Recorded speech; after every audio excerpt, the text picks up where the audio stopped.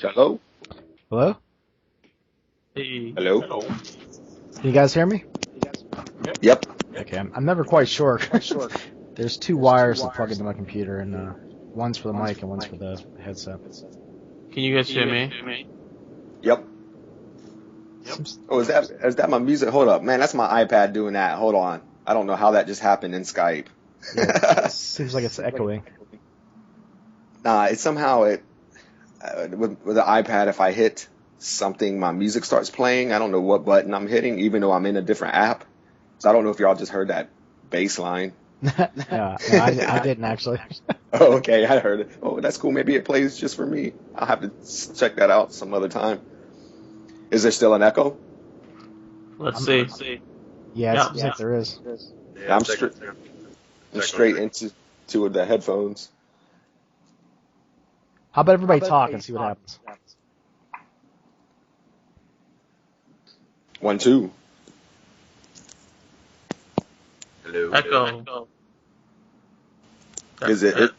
It's me that's echoing.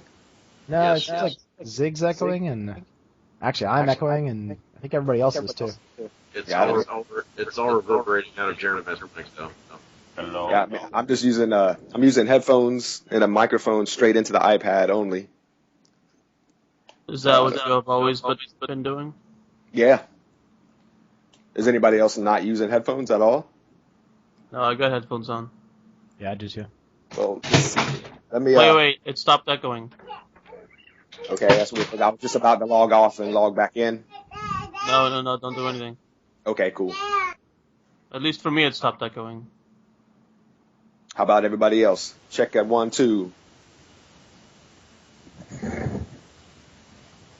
What's going on? Everyone's quiet now. Yes, quiet. Yeah. Okay. Good. All right, Wes is still awake, so we might have some little sounds and stuff in the background, but hopefully it's not too bad. Okay, everybody. So, did you guys get a chance to see the summary? Refresh yourself a little bit. Yeah, I watched the summary the other day. I think I pretty much got the gist.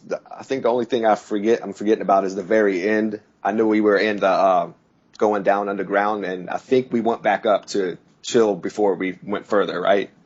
The last that I remember is that you guys were still in the sewers. There was some splashing sewage coming from above to the right corridor. There's a corridor straight ahead, corridor to the left, and a corridor behind you that you guys had come from that leads up to the town, where the skin and the flesh is all over the walls. Yeah. The dark black altar is basically right in the room where you guys are at right now. Okay.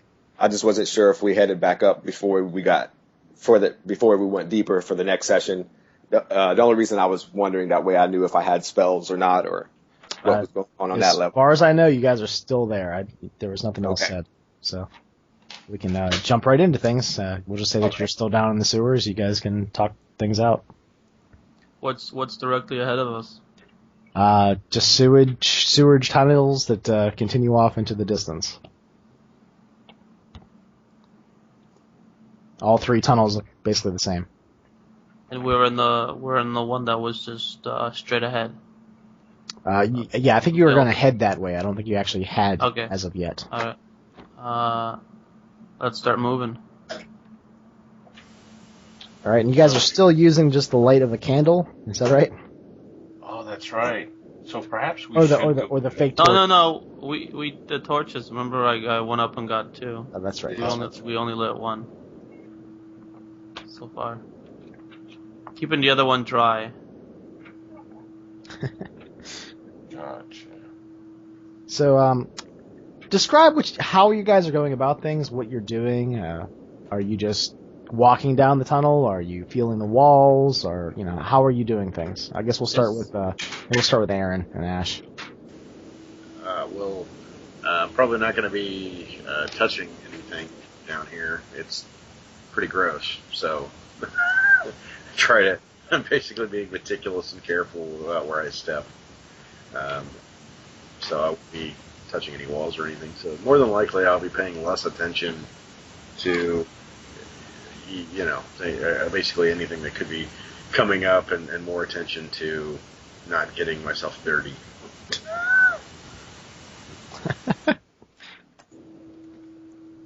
All right. Wow. How about you, Jeremiah? What's Ramelzi doing? Well, Yeah, I'm not too brought back by the place that we're in because I'm kind of used to this kind of, I'm used to flesh materials around me and darkness and all. But I am curious. I do lick my finger or wet my finger and try to feel if there's any drafts coming from any direction. So if that way I can sense if any of the paths that we have options to go down, whether if there's an opening, like if there's an opening down one of those paths as another exit or something, I'm trying to feel the wind flow through the tunnel, if that's possible at all. yeah, that sounds like a great idea. How about Zig and Rayhan? What do you guys say? How are our feet sludging through muck, or how deep is the sewage? The sewage was it's a couple inches deep at this point, Okay. but as you can tell on the walls, it goes up to about 2 or 3 feet high at times. Okay. So since I have the torch, I'll be ahead of the group, holding the torch almost at like arm's length, pointed towards the darkness, and my eyes will be narrowed as I'm taking in the details. One hand on torch, one hand on sword. The sword is drawn, and it's kind of pointed in the direction of the torch, since it is a stabbing weapon. And I'll be as quiet as I can, knowing that we no doubt make enough noise going through the water or the sewage. Okay, how about Keith? What's Mala doing? How's he proceeding down the hallway tunnel? Yeah, I'll proceed down, trying to be cautious, but every so often I'm just so tempted to sink the claws of my cat o' nine tails into the wall, so I'm actually curious how thick this stuff is. So when no one's looking, I'm gonna flick my wrist and hit the wall again, see if I can peel it back a little, see how deep it is. Yeah, it seems like okay, well, I'll just do all this. Okay, so you guys are walking down. Ash is trying to not touch anything icky. Ramalzi, you're getting a slight current coming from in front of you of air.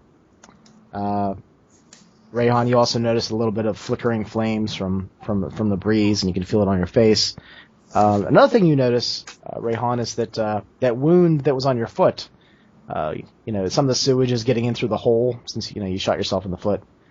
So your boot or shoe is kind of probably getting sludgy, filled with all kinds of manner of gross things. But it doesn't sting like you think a wound would if it was, enveloped in sewage. So if you check it, you don't have a wound anymore. It seems like it's completely healed up. Nice. And Keith, the last time you whipped the wall, it seemed like it was a thin layer of skin. Then it was those tributaries of blood, and then like a brick wall or stone wall. And that's pretty much the same thing you're getting here. Although it seems like the skin is starting to be almost like she sort of ran out, perhaps. So you're just seeing the wall now. And in addition to that, as you guys are moving further down the hallway, you get to about 60 feet down, and that noise, that sort of noise is now almost dissipated. You still hear it from behind you, but it's just barely audible now. With the light of the torches and the candle, you'll see what looks to be a doorway coming straight at you at the end of the hallway, probably about another 10 feet in front of you. And Ramelzi, since your finger is up and it's wet, you feel both a current from in front of you coming from the door, and you also feel a current coming from the wall to your left. So there's that current that you're feeling is about 10 feet back from the door on your left if you're facing the door. Okay, to get a quick memory refresh on the dimensions of what we already explored, we already passed an intersection. Yes, the intersection is where that dark altar was, and now that you're past it, you almost get the feeling that droning noise is centered on that altar. The hallway, the tunnel, the sewage, sewer corridor, whatever you want to call it, is about 10 feet wide. So you guys could probably walk 2 abreast if you wanted to do that.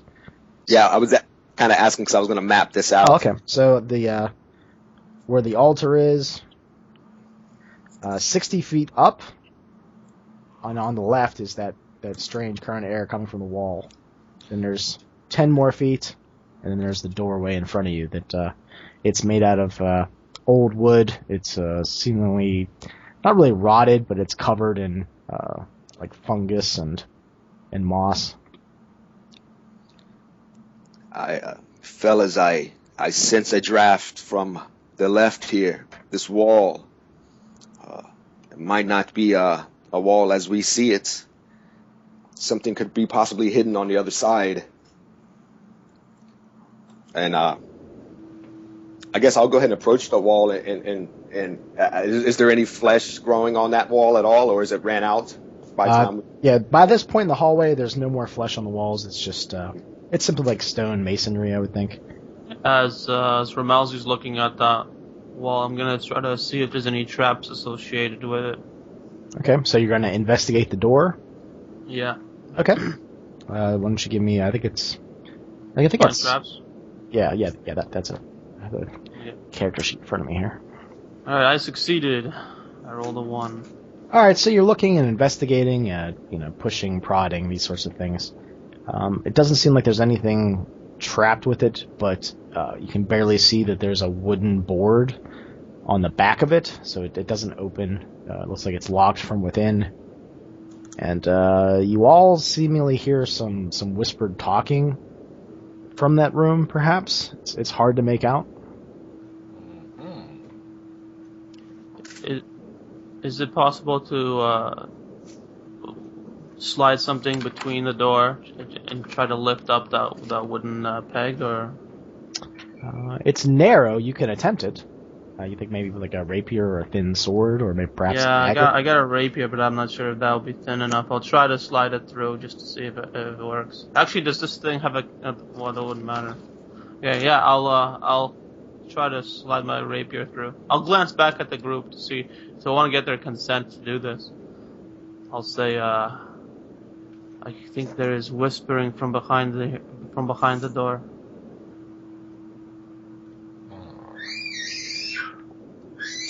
Shall we make a distraction out here to maybe draw who's within this hidden room out, or should we go straight in, perhaps?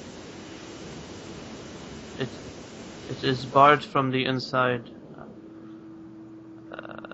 I don't think anyone would come out if we make a distraction. I'm not sure if they can hear us, but I might be able to slide this sword between the cracks and lift the board on the other side. They're right outside the door. No, don't do that. They'll expect that. Just wait. I'll look at the group to see if they heard that. I think I heard it. Yes, I heard that too, as well. I'll give you the signal. Just hold off. Sounds like they might be setting us up. They know that we're here. Quick, Ramalzi. Pass through the door with your spell. Take them by surprise. I don't believe I can accomplish that at this point. I have not a chance to rest upon my newfound abilities. But they don't know that. How many voices did I hear on the inside of the door? You think you heard one voice, maybe 2, but there might be more. Yeah. Okay, Not sure. real quick. This is not the secret door to the left. This is the door straight ahead of us. Yeah, this is the door straight ahead. Okay. You still feel that current on the tip of your finger from the left, about 10 foot back from the door. Maybe we should check out that left airflow. Yeah, I'll start backing away from the door. Still have the torch directed towards it, and my body and sword directed towards the door. But I'll start backing towards that airflow. Whoever comes in first, kill him. I'll go ahead and where Melzy goes to the side secret area, and he's going to try to detect or see if there's any kind of switch or any signs of a door that's hidden, a secret that could be manipulated and pushed open, perhaps. All right, there actually is a searching D6 roll, so you could probably do that. And since you have felt the air throw there, I'm going to give you a 2-pip bonus. So whatever your searching is, add 2 pips.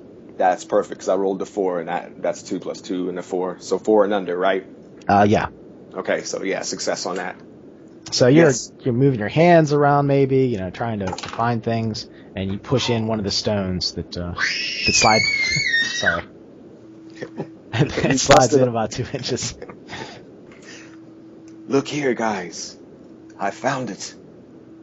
And I guess at whatever seems to be opening, if I can have, as soon as I see any opening to where I can see through, I'll take a look to perhaps see something before I enter, unless it's completely dark. I'm not sure. If it is dark, well, go ahead.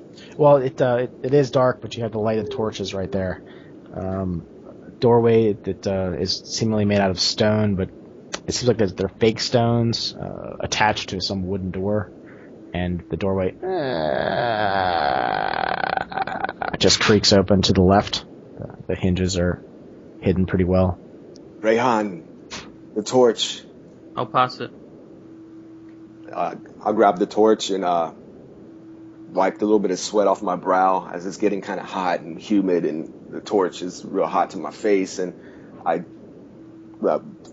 push my hand through the opening just a little bit to try to see the back end of the next area or the side walls, or you'll see a series of about 10-foot sections of flat walkway, and then they go downstairs that are about 20 feet. So 10 feet flat, 20 feet down with stairs, and it looks like that pattern repeats down into the darkness. Ooh. So that's like, what, a 20-foot staircase? Yeah, so there's a 10-foot section, and then a 20-foot staircase, and then a 10-foot section, and then a 20-foot staircase, but yeah, then you can't see anymore. Wow. Looks like a pathway to hell, fellas. It's Yeah. either the voices or to the unknown. They're not coming in. They can hear us.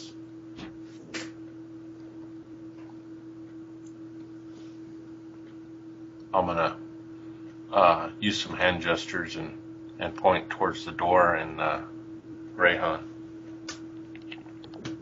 Open the door. They think we're going down. I nod in agreement, overhearing that. We'll get them from above. Bring that chair. We'll throw it down at them. No, not that one, the other one.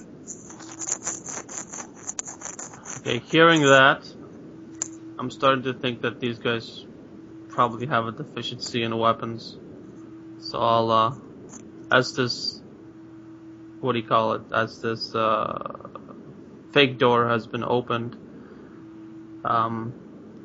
is it possible to, I was going to say stealth my way back towards the other door, but I'll be stepping through water, so probably not.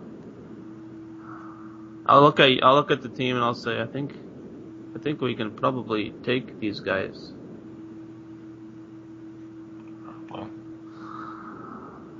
Well, we need a distraction. Yeah. I'm gonna look around, see if there's any loose stones or anything.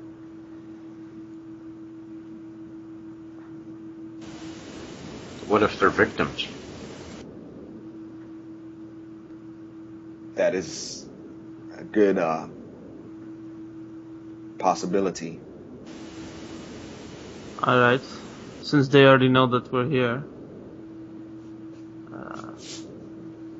I'll squint my eye and then say, but wait, why would they lock themselves in behind a room? If I had the option, I think I would like to be locked in a room right now. That is a good point. I'll say out loud into the corridor. We are from the town.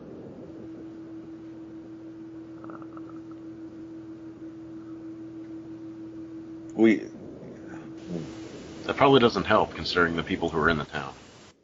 I was just thinking that. Does Ash say anything? That was me. I mean, do you say anything to them?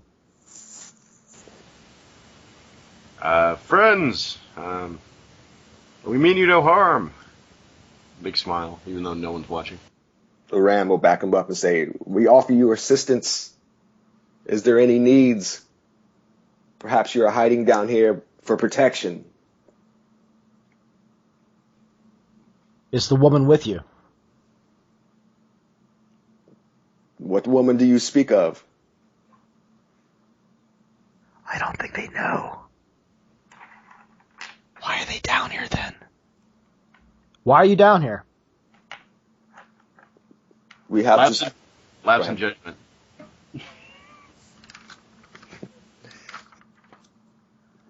We have accidentally found this passage and was wondering and concerned. Perhaps it is a pathway to something not quite well for the people who choose to live here. We are here to help. Did the plumber send you? No. Wait, I was told that the plumber was lost in the sewers. So the plumber didn't send you and you got down here accidentally. You didn't think that was very strange back there? That sound? Of course it was. We've been dealing with things of the sort for a long time.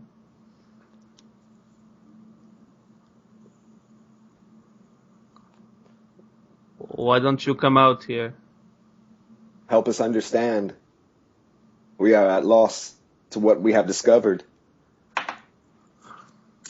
This is an ancient burial crypt that they've converted into sewers.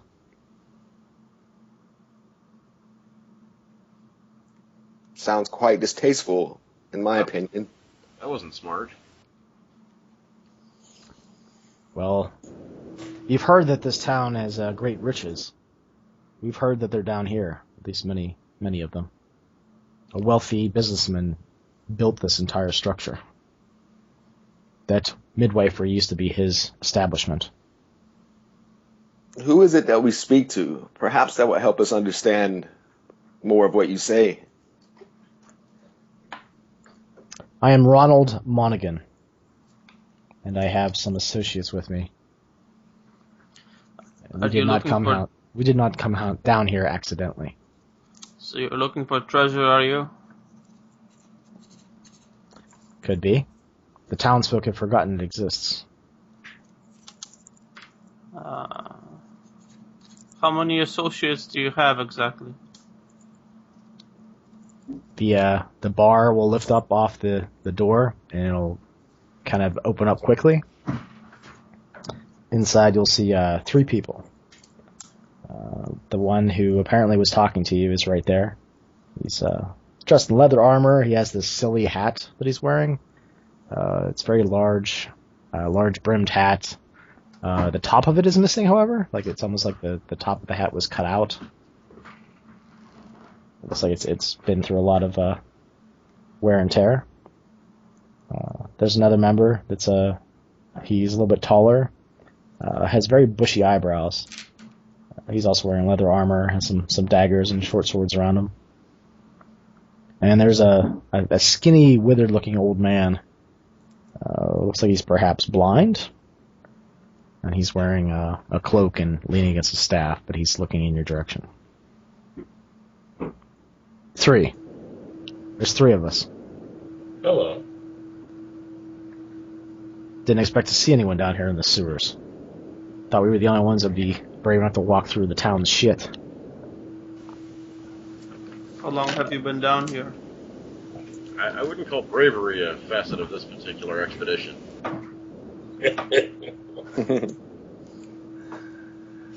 We've heard tales that this is a very dangerous place. That it was designed to keep us from finding what lies here. But we have a feeling that it's been so long that whatever he has set up probably doesn't work anymore.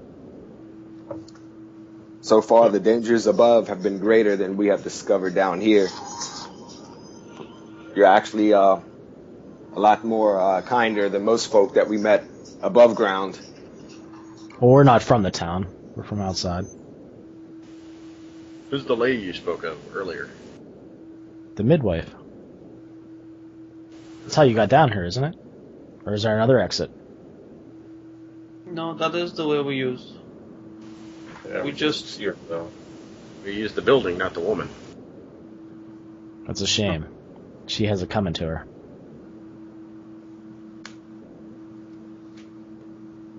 I haven't seen her for a little whiles anyway.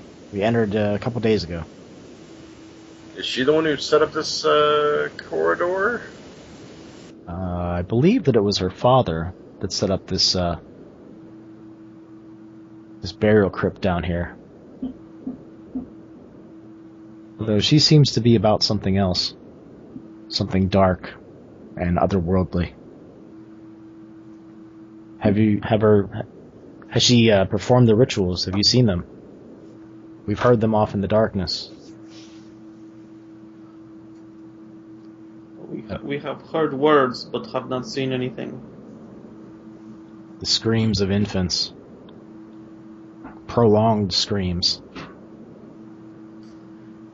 And then suddenly the sounds of different infants.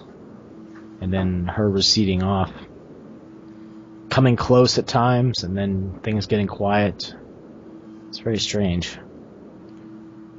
Perhaps maybe we should muster our forces together and take this crypt as a more formidable force. How are they equipped anyway? I'm peer at them. They're all wearing armor except for the old man. They seem like they have short swords, daggers. Ronald Monaghan has a long sword, but that's the biggest weapon that you see. They seem like they have backpacks on and various equipment on their belts. Seem like they've been prepared to come down here. Join forces, huh? That would be splitting the loot in various ways, though. I'm not sure if we're willing to do that. How much loot do you have so far? He just smiles. He doesn't say anything. I'll look to if they have bags or backpacks. They do have backpacks. Okay. I'll grin towards them. Suit yourselves, then. I suppose. Okay. If you're willing to go first, we can always follow after you. And he smiles and chuckles and kind of throws his elbow towards the other guy. I'll grin at him and I'll say, I suppose if we don't stab each other in the back, we can go wherever we want here. The back is no more safer than the front. The things you cannot see approach you from behind could be a greater danger. Depends how you all look at it. In the darkness here, we've heard little splatters and splashes. We've heard children talking. No different in my head in a normal day. It does not deter me from understanding more about this burial chamber and perhaps underground system that we discovered. Yes, it's my understanding that the plumber came down here and learned of this place, and they've been using it as a basic sewage system, but it's not designed well for that. It wasn't designed for that at all. So you think they designed this sewer system with not having any understanding of what was here before? Just they're basically just using what was already here. But you You speak of joining. As long as you're fair about it, I think we can perhaps help. Of course. Or at least, yeah, I'll look at the group to see. I don't want to, like, just throw my consent around. What was the last thing you said? So I don't want to throw my consent around, so I look at the group to, like, reaffirm them joining us or not.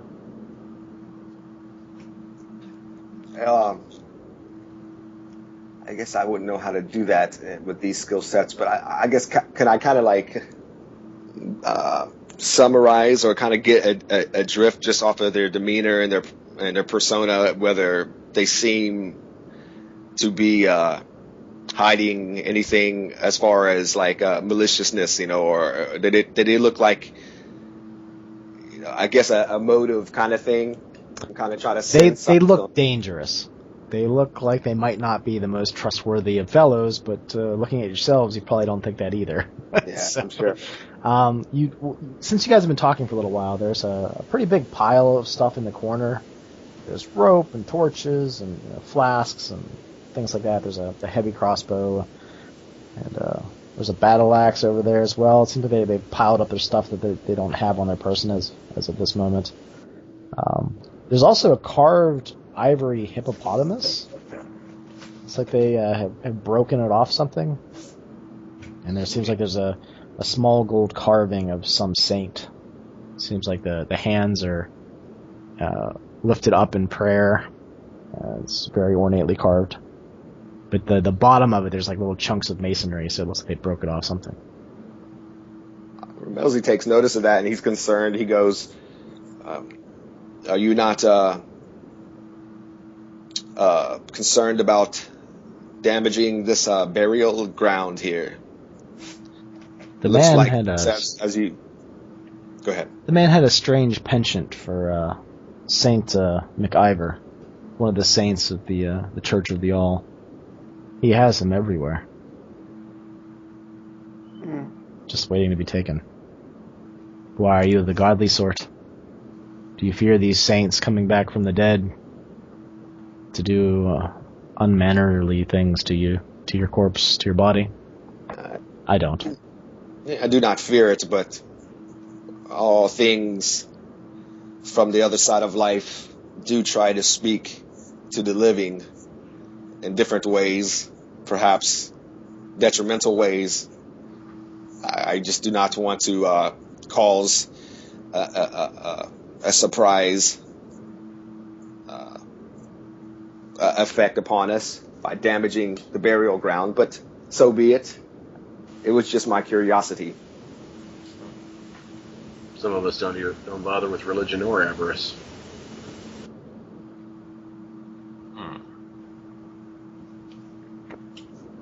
Well, that statue is worth a hell of a lot if we can get it out of here. And there's more to be had. Probably enough to share. It gives you like a big toothy grin. I myself can find riches that are lighter of weight to carry. I myself am not concerned of cashing in heavy statues and carvings. I'm more interested in finding any survivors. Yes. Survivors? You think that bitch let anything survive? Have you seen the walls back there?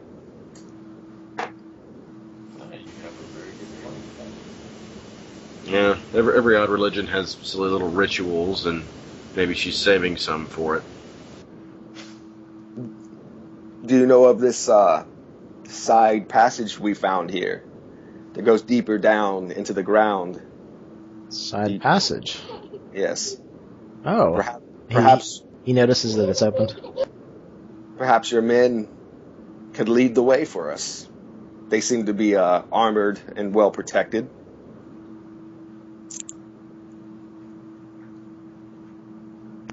Lead the way, huh? Maybe. For the riches that your eyes lay upon first will be yours, will they not? Let me talk amongst my associates here, and I'll let you do likewise. And out of game, Wesley dumped a whole bottle of syrup on the floor. so feel free to talk amongst yourselves here, guys, for a couple minutes. I gotta do a little bit of cleaning. All right.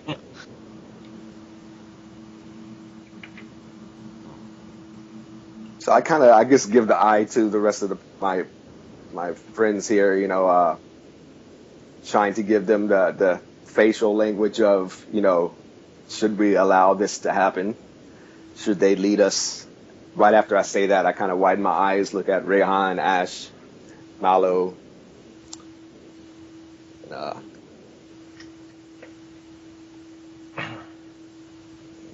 Try to get that shoulder shrug or that yay or nay expression in the face.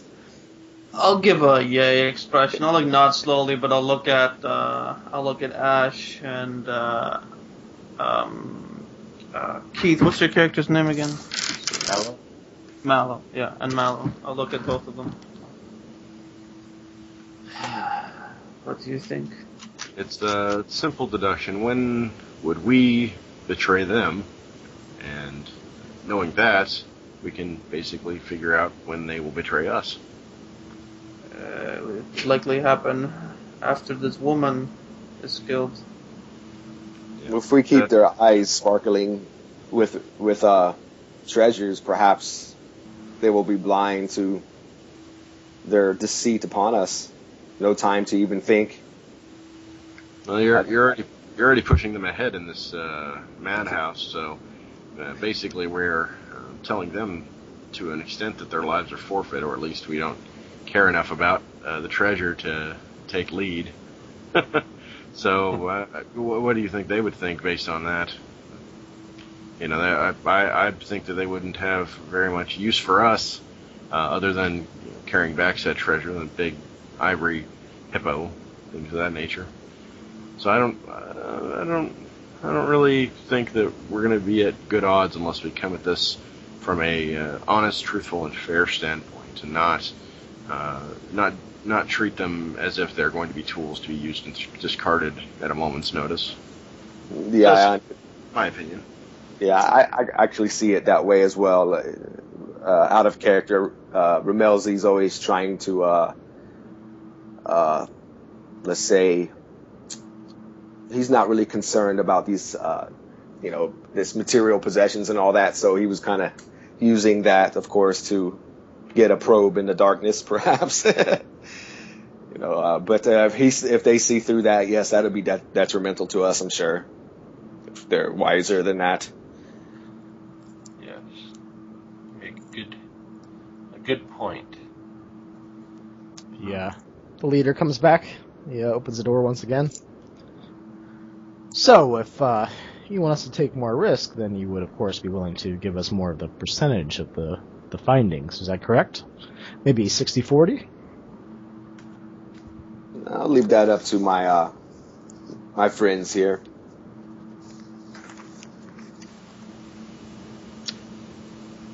Rehan, perhaps that will speak to you more than most of us. I do not know. I'll look his team over, seeing like an old guy who might be blind. And since there's two able-bodied people in the group, I'll just give him a nod with a smile on my face. Yes, that sounds fine. Well, whenever that changes, you just make sure you let us know. But as of right now, that sounds like a fair arrangement. So this tunnel, guess we should head off then. Who among your crew is experienced with traps? He kind of pats himself on the chest and kind of moves his head over to the other one who's standing beside him. Eyebrows. I give him a nod. Yes, eyebrows. Yes. That's what we've been calling William for a long time. All right. I'll gesture inside the secret chamber, the secret hallway. If you don't mind me asking, just before we leave, why is he down here? And I point at the old blind man. We all have skills that can be used in various things, various times. He's got his own set of skills. I'm not sure we're going to run into any Braille books. No, just kidding. Graham's eyes, his eyebrows kind of rises up and kind of has the deeper understanding. Perhaps there's more to this guy than meets the eye. All right. If you're referring to my age or lack of vision, those are two things that go against me. But when it concerns the greater outer powers, I have talked with them, dwelled with them, and been taught by their lesser minions.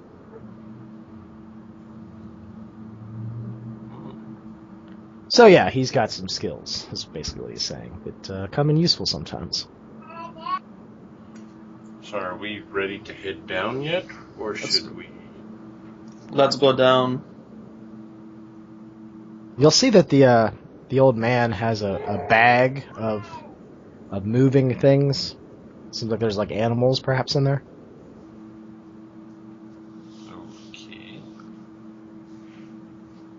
Okay. But yeah, Ronald and William will head forward. They'll all nod in your character's directions and start heading down the stairs. They pull out these like 5-foot long sticks. Look like they're perhaps canes or something, and they're tapping around and looking at the walls and so forth as they go down the stairs. But they have a lantern with them that they pull out of the room. Oh, nice. And it's actually the old man that holds it. What I'll do is I'm going to follow up from the rear, if that's cool with everybody. And I'm going to grab one of my old apples and cast light on it, but I'm also going to have a piece of cloth over it and hold that in my hands where it's not casting any light. The cloth will be blocking it at the moment. If that's if that's doable. Yeah, that's fine. Very well. Ronald will turn around. Oh, we weren't really sure, but there was a lever, a secret compartment back in that room. The room? It was set down, and we turned it up. You didn't hear any noises after you did that, did you? We turned it up and down several times, and nothing seemed to happen, but we figured that we should probably change it. So it went from being down to up, and that's where we left it. Just something that we discovered.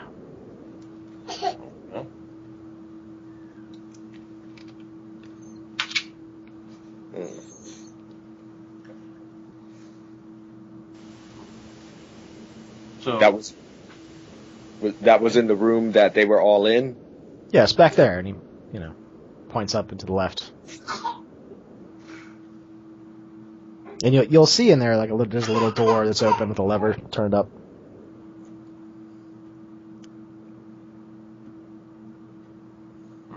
Don't see any kind of writing around it from this vantage point, do we? There's no writing or anything, just a lever that's turned up.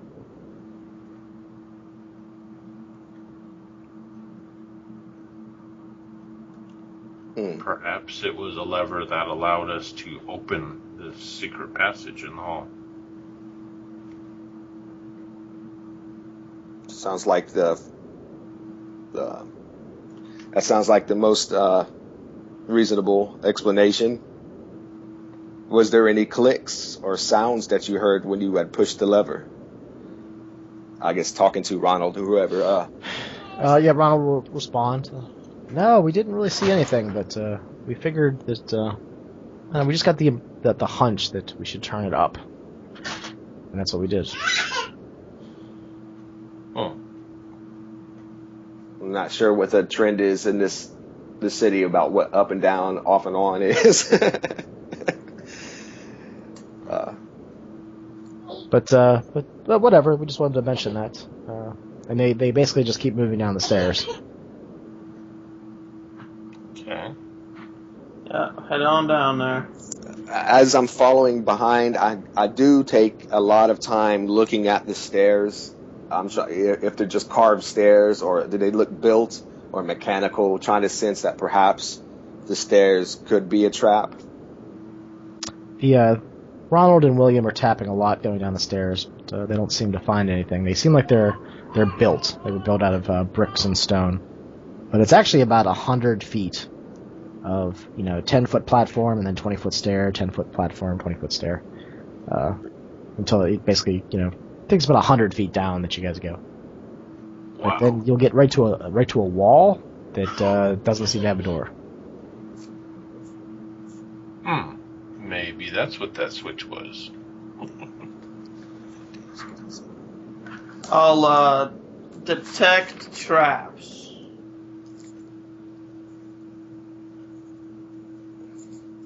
And I failed it. Does anybody want to look around or anything? They're sort of like tapping and stuff. And Yeah, I'm looking around too. I tried to detect traps. I couldn't find anything. All right, so once you guys, if anybody wants to look for, a secret door or something, you can roll searching. I guess I'll go ahead and try to detect shifting passage while we're at it as well. Search as well. I will do the same, and I succeed. Woo. I failed. Yeah. All right, so Ash, you succeeded, you said? Yep. Alrighty. So what kind of things are you doing to search around with? Like, what are you looking at? Are you touching anything, or are you not touching things? Still not touching anything, maybe prodding things with my spear end, but generally checking creases and for loose stones above and below, that sort of thing. Maybe there's a gap between the wall and the floor, that sort of thing. So Ash is doing this with his spear tip, and the spear tip sinks into what looked like a slot, and you hear a clicking noise, and then the door will start to just roll upwards. Well, there's a partition there that just moves up. Looks like you found something there, Ash. Behind the passageway, there's a... Sorry, guys. There's a tunnel that goes about 50 feet down, and one that goes to the right.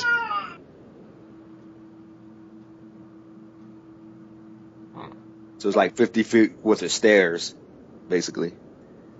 Well, there's a flat endway that you guys stopped at. Then there was the secret door, 50 foot forward. Then it looks like it goes to the left, and then there's a hallway that goes off to the right pretty far. All right, sorry guys. I'm gonna try to put him down for a nap. I'll be right back. Okay. The classic dungeon crawl conundrum: left or right? Yes. I say we go right. I agree. Let's go right. Because that is a direction.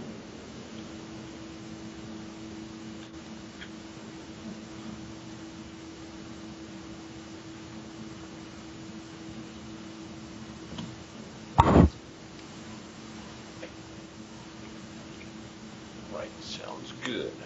Updating the map here. I think we should go left, based completely on random roll. Let's go left. Around and roll once. All right. That's the deeper path, right? That's like down the stairs, turn left. Something like that. No, I was under the impression that it didn't go deeper. I just thought it tapered off one way, and then there was a hallway leading the other. Oh, yeah. Alright. That was the impression I got. I could be wrong. No, you're probably right. Yeah. I'm going to use the bathroom real quick, guys. All right.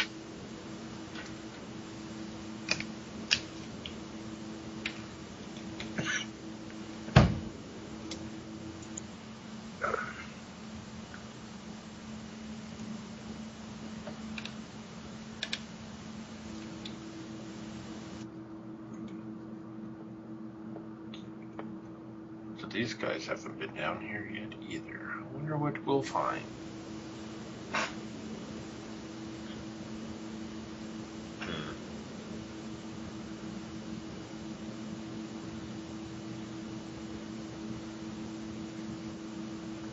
Considering pickpocketing the old blind man. Yeah. Should do it.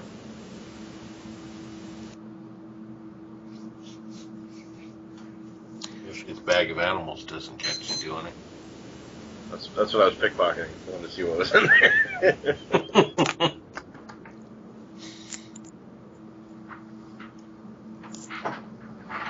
It's Cthulhu's love babies are in there.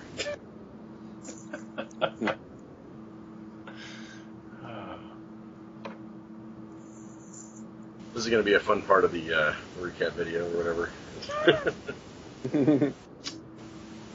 Yeah, we'll have to get Tim to edit out the little pause here. No reason to. Yeah, I guess it's the reality of gaming.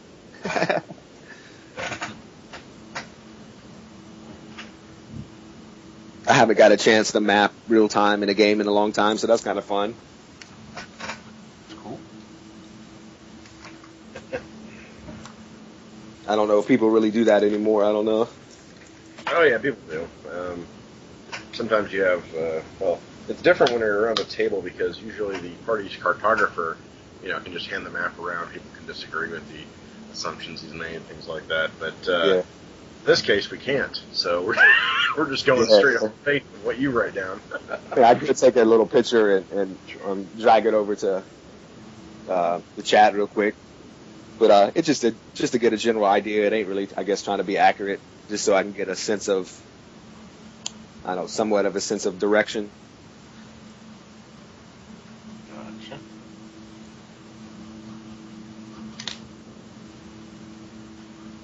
So I wonder about that. If we should have investigated that altar a little bit more, or perhaps that would have just caused some type of entity to come and slaughter us. I'm wondering that as well. Yeah, I think that not playing with the altar is rule number 3. Alright, sorry about that, guys. I think Mom left the cabinet open, so I got some syrup all over the kitchen floor. That's probably why he was so quiet there for a while. Like, oh, he's really doing a really good job right now. Alright, sorry about that. So just to refresh, you guys are basically talking about what's going on. Let me just describe that a little bit better for you. So, you've gone down a 100-foot series of platforms and stairs. There's a secret door at the bottom. You guys opened it up. There is 10, 20... It goes 50 foot straight ahead, and then turns to the left. And then to the right, it looks like it goes 70 feet. That's kind of like the edge of your sight, and it looks like it goes to the right, and it perhaps goes up some stairs. I think we decided to go left. So straight and then left? Yeah. Okay. So Ronald and William are, they don't really seem to care which way they go.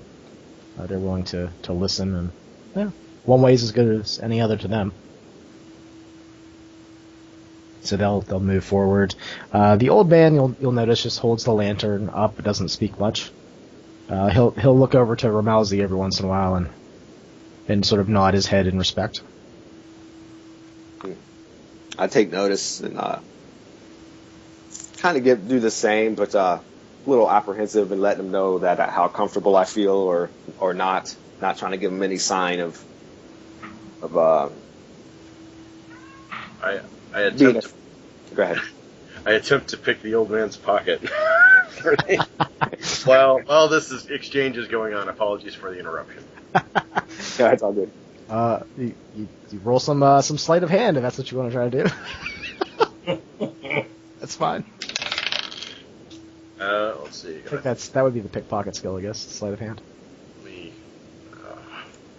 Okay, well, we'll continue on. I'll tell you the results in a second. I forgot to pull up my character sheet. So. Okay, that's cool.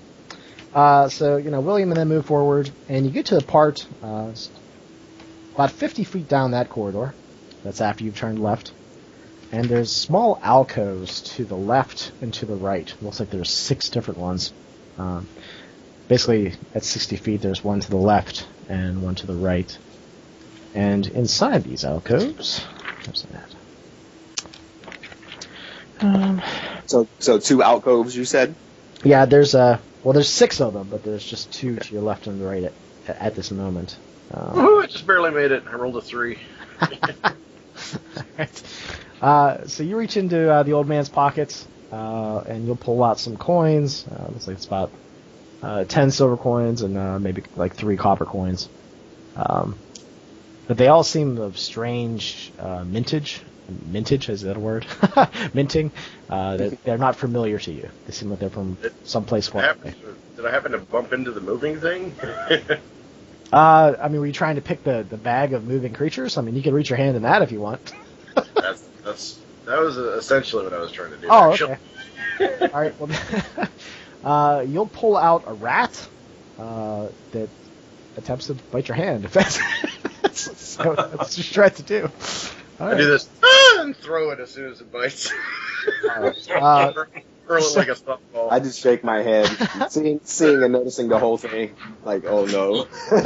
The old man didn't notice at first, but of course, when you scream like a little girl, he turns around, and his face isn't looking at you, but it's more towards you than not. Do you flirt with the outer powers then? That is their sacrifices that you are fondling.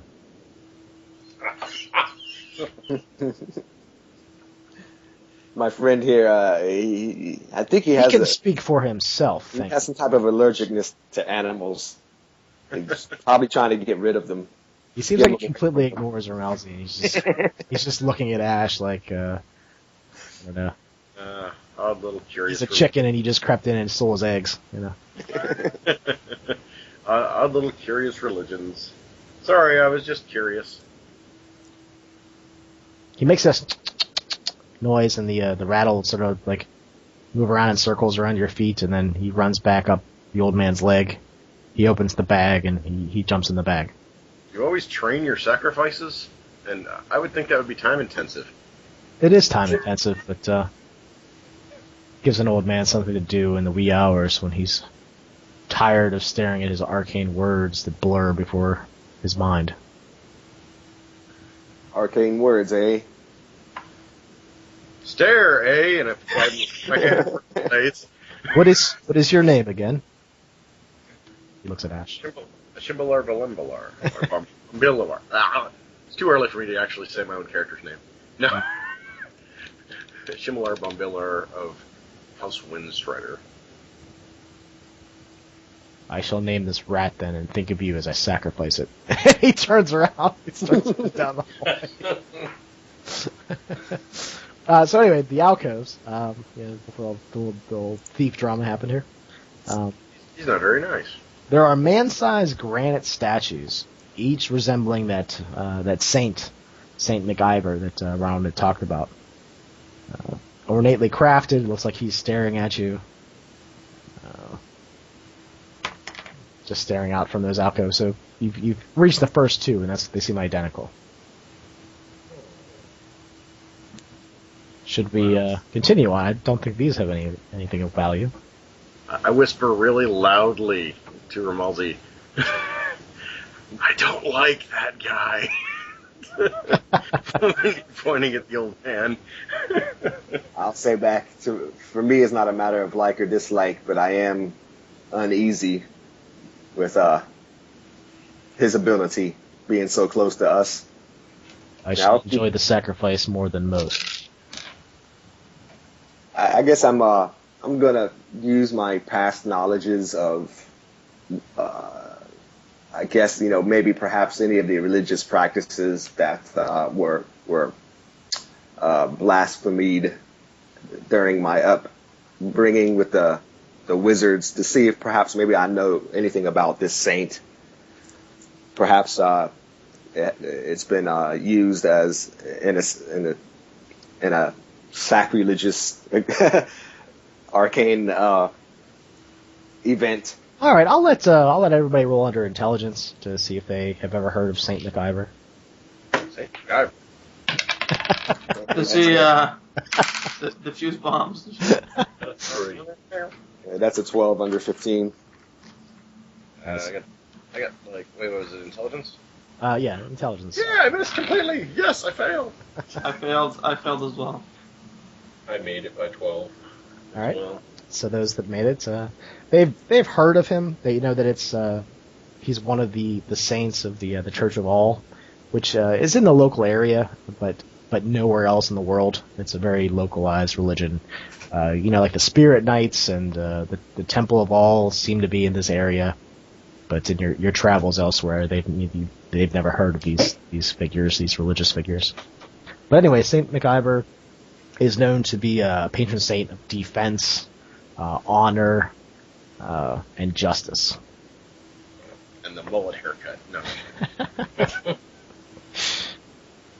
So Ronald and William, they just look back at you, shrug, and head up, a little bit, another 20 feet down the corridor. And then William will give out a scream as something lurches out of the alcove right there and pulls him into it. It seems nebulous and shadowy. Oh, nebulous shadow. No. How about everybody? Okay, here, we're gonna roll a surprised check because it's sort of like an ambush. If you roll a 1 or 2, you are surprised. So you actually want to roll a 3, 4, 5, or 6 on a d6. I got a 3 myself. Unless you're me. Then you're only surprised on a 1, because I rolled a 2. Ha ha! I got a 5. Okay, it seems like everyone is not surprised then. Or Ash, you're surprised, Aaron? No, I'm not. You're not surprised. 1 and 6. Oh, that's right. I was already apprehensive about messing with the religious artifacts and all that, so I guess, yeah, naturally I was just already expecting this. Okay, so why don't you guys roll an initiative then? Oh. Good. So that's, if I'm not mistaken, is that a 10 for this one? It's a D6 roll. Just roll high. We'll roll the same. 5. Ooh, I got a 5 as well, so this will be simultaneous. So you'll hear Williams screams, and then out from the alcove lurches this big globule mass of strange, dark, shadowy liquid. At the tops of it seems like perhaps smoke or mist that just sort of feather off into the air above it. And it's lurching forward. Ronald backs away into one of the alcoves. The old man just backs up a little bit, but he doesn't really go anywhere because he probably bumps into a lot of you that are right behind him. So what you guys are doing? It seems like there's appendages that are starting to form out of the mass, probably about 5 or 6 different ones. And it's right in front of you. So this is all going to happen simultaneously. So sink some cat of nine tails into it, see if it'll actually hit it. All right, so why don't you give me an attack with that, Keith? Remember to add your base attack and strength. Zig, do you have any response to this big globule, smoky substance in front of you? As the metal starts to play. I look to Ramalzi for the sword. I'll say, the demon fighting sword, we need it. I try to remind Rehan, and actually I look in my bag myself to see if the sword has taken its shape back into normal again from our last experience. It melted into a glob. If you look down into it, it looks like the handle has solidified, but it is greatly distorted. It looks like you put it on the stove and turn on the wrong burner. It's just all like you can grab it, but it's not comfortable anymore. It doesn't. Sorry about that, guys. That's all right. Okay. Oh. I tried to mute it as fast as I could. It's fine. But there is no light blade. It's just the hilt. Yeah, I kind of shake my head no, but I do look into the bag and I do touch the hilt, but I'm not going to pull it out or anything. I'm just, trying to keep the effects personal as possible and as quick as possible. I myself have a different idea in mind. Keith, how did that attack work out for you? I rolled an 18 as I cry out, "Feel the embrace of Vex, you abomination!" Nice. All right, so it slams into the side of it, and some of the black stuff sprays over on the side of the walls and leaks down and sort of gloops onto the ground in small puddles. It seems like you ripped off a section of it, perhaps. How about you go ahead and roll your damage for it? 7 points of damage. 7. Okay. So, like I said, some globs and goop comes flying off of it, but it doesn't seem to be greatly affected. All right, so Ash, what are you doing this reaction here? It seems like it's come upon you quickly. Well, fire arrow, hopefully. Okay. I'd have to probably ready the bow though. I didn't say that I had my bow in my hand. I'll let you pull it out and fire. That's fine. Okay. Got some adrenaline pumping. Let's see. Altogether, it's 19 to hit. Oh wow. Okay. Go ahead. Same thing. Go ahead and roll some damage. Woo! And a 2 for the damage. 2. Alright, it kind of sinks in a couple, probably about 6 inches, and then the shaft of the arrow just sort of droops down, like you shot into a big pile of molasses or syrup. Romelzi, what do you do? I am going to use. Let's see. Okay. I look very serious. My brow crinkles, and I say a few words that seem horrible to hear to the average person, and I create this vision of Jonathan with phantasmal force, which is the old spirit or undead that came that we fought and blew up, and I command him to say, "Leave us. It is not time for you to show yourself. I speak for the all. Leave." Okay, so there's this horrible visage of a man's face being horribly ripped apart by crows, and his guts are falling out of his torso and his rib cage. His leg is perhaps broken, and shards of bone are sticking out of his thigh, and he says all these things. Okay, what does Zig do? I'm taken aback by the sight, and I'm just going to watch it play out, so I don't attack. Okay. So, like I said, this is simultaneous. So, tendrils of smoky, black, sticky ichor come flying at all of you. And I'll roll a bunch of attacks here. All right. So, Keith, what is your armor class? Armor class is 14. All right. So that tendril misses you and slaps into the side of the wall. What's Rayhan's armor class? 16. Okay, that one will hit. Big slap of just this fluid that sort of coagulates together, cracks you right in the side of the hip. It doesn't really hurt per se, but you start to hear a shh sort of noise, and you'll feel some pain, as it seems like there's some sort of acidic nature to the creature. It's starting to melt your clothes. You're going to take 1 point of damage from the acidic nature of the creature. All right. Nice. Romelzi. Oh, boy. All right. So, you have your, let's think here. You have that creature probably right in front of you, that phantasmal force. So, instead of attacking you, it reaches out and tries to swipe at Jonathan Pembroke. And that's an illusionary thing, correct? Yeah, I can give you a little bit more detail on that. As long as it's illusionary, that's fine. Okay. The tendril kind of hits him right in the face and kind of moves down through his torso, and of course there's nothing there, so it doesn't. Let me see here. Let me roll something else. Okay, it still thinks it's there. All right, so it swipes at him and obviously misses. And Aaron, what's Ash's armor class? 19. Oh, okay, man, I'm rolling terrible, so that's good for you guys. So acid splashes on the walls as it misses you, kind of tumbles off the end of these appendages. As for the other two guys, ooh. Actually, it was only 18 at that point. My bad. Oh, that's fine. He still missed horribly.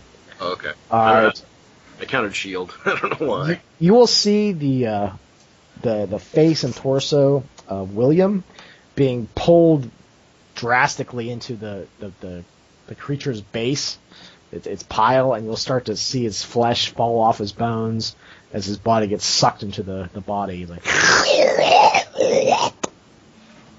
you'll kind of see like this like he's struggling inside, but it's not really doing anything. Snap. And Zig, you see that arm tendril thing is still very close to you. Looks like it's trying to do the same thing to you. All right, and with that, let's roll another round of initiative. All right, real quick. The Phantasmal Force has the ability to attack. Oh, nice. Okay. by Jonathan's specs, but the first time the creature causes damage, the victim receives a saving throw versus magic. Okay. If he passes, the phantom ceases to exist. If he saves. Sure. But I think Did you want it to attack? Yeah, Okay. Yeah, if I could, I didn't know how that really worked. That's fine. He spoke some words, and yeah, that's fine. Yeah, I wouldn't know what to attack with either. As far as Jonathan, I don't know his. How about you roll a d20? Actually, I think it's based on whatever I've seen. Like I can only do what I've seen. Okay. So just make an attack roll with a d20, and I'll throw in some modifiers. Not a good roll, I guess. There it was an 8. Oh yeah, that's probably not going to do so good. Okay, so someone roll a d6, and then I will do likewise. I got it. And it's never stopping. 4. I rolled a 4 as well, so it's simultaneous again. So we'll go around. What do you guys want to do? What's our light sources? Just the torch? The torch. I don't know if you guys still have the candle, but there's also that lantern that the old man is holding. And Zig, don't forget that you just regenerated your 1 point back. Yeah. I also have the apple that's glowing underneath a cloth. I probably stuck it in my bag to handle this fight. So it's not out. Okay. I'm not sure how long that would last either, because it wasn't in an initiative order when I casted it. Well, that's fine. It wasn't that long ago. Still. Okay. Who's got the torch? Is it Rohalsey that has it? It's really up to you guys. Yeah, I think I passed the torch a long time ago. Okay, good, sweet. So I have it then, right? If you passed it. Yeah, might as well. That makes sense. Okay. Yeah, I'll plunge it into this creature. Since it's made out of darkness, you said, right? It's like a dark little thing. It has dark mist, smokiness above it. It's like a black, dark, syrupy mass. Okay, I'll plunge it into it. Okay, just make me a attack roll. That's fine. Okay. Melee. Base attack bonus. I rolled a 15 plus. Wow, you guys are rolling good. I think plus 1. All right, why don't you roll 2d6 for damage? 3 and a 1, so 4. 4. Okay. You'll hear some like sizzling, and you'll see a large sort of slab of it fall off the side of the creature and sort of just stops moving and coagulates on the ground. But it still has a good section of it left. All right. How about Ash? What are you doing this time? You gonna fire again? You gonna do something different? Firing again. Okay. Oh. 23, so I'm pretty sure. Yeah. And yes. And 3 damage this time. Oh, okay, 3. Same thing, it kind of sticks into the side of it and gets absorbed by it. How about Romalzi? All right, did Jonathan get hit last round by the creature? I forgot.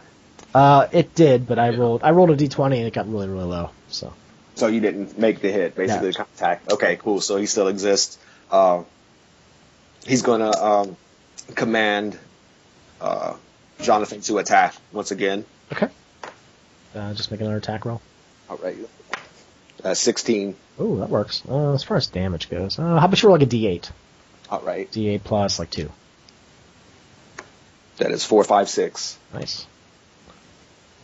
Do some math here. Okay. All right, so its fists kind of sink into it and just grab out a section of it and yank in both directions. And his fists and arms are covered with this creature, and he slaps it down to the ground. Okay, I think you get a saving throw chance there as well, if you didn't do already. Okay. It actually made it that time. So the figure of Jonathan Pembroke will dissipate and just cease to be. Okay. But is there anything you want to do this turn, or did you have to concentrate for that thing?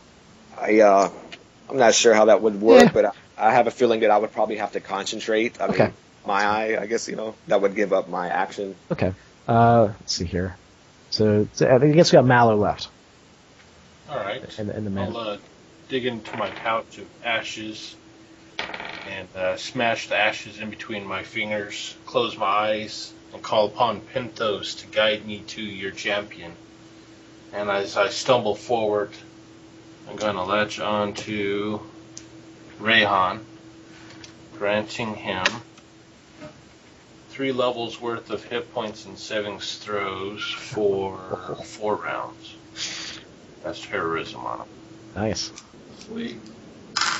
So, whatever your hit points are for a specialist, I think those are D6. Yeah, they are D6. You just roll those and you'll get those temporarily. Yeah, I got 10 more. Okay. How about this? How would you describe the feeling, Keith? Like, what do you think happens to Zig as you cast the spell? Sights, smells, anything. Have fun with it. Probably feel pain, but at the same time, feeling a rush of energy and adrenaline pump through your veins. And since you, and what was the name of the spell you cast? I guess that's probably something. Heroism? Heroism. Okay. So Rayhan will notice the eyes of all of the saints are looking at him after the spell is cast. Ooh, snap. I'll lunge against this creature once it's my turn. I think this turn you did the flaming stuff. Yeah, I did the Okay, so stuff. at this point the old man pulls out one of the rats and he looks over at Ash real quickly, and his that sort of evil glare kind of comes into his face. And like I said, when he looks at you, he doesn't look at you. He just looks over in your general vicinity. He pulls out this wicked-looking dagger. By the outer powers, I summon thee to suck thee forth. And he cuts the throats, and he puts his fingers in into the esophagus on one side, and into the throat on the other side, and rips the head off the rat, and he hurls them in the direction of the creature, and it just sort of splats into the side of it at first, but then you see the disembodied head of the rat chewing into the internal parts of the creature, and the little claws and the legs are moving pretty viciously inside as well. So that's what you see. And then Ronald will, holding up his sword, will start to hack at it on the side when he's hiding in the alcove, and you'll see some more splatting and ichor and stuff start to fall down to the ground. Seems like he hit pretty well. Alright, so I guess we need to roll another initiative now. Oh wait, that's right, it's attacks. So same thing as before, large tendrils come out, try to attack at you, splat at you, except for Zig. Since you were actually attacked and hit last time, Zig, it's going to try to latch onto you and pull you into its insides. Nice. So I'll let you roll, let's see here, probably strength. Try to roll under strength for this. Tell me what you get and what you have. Okay, under strength, I rolled a 14, and my strength, I don't think is that high.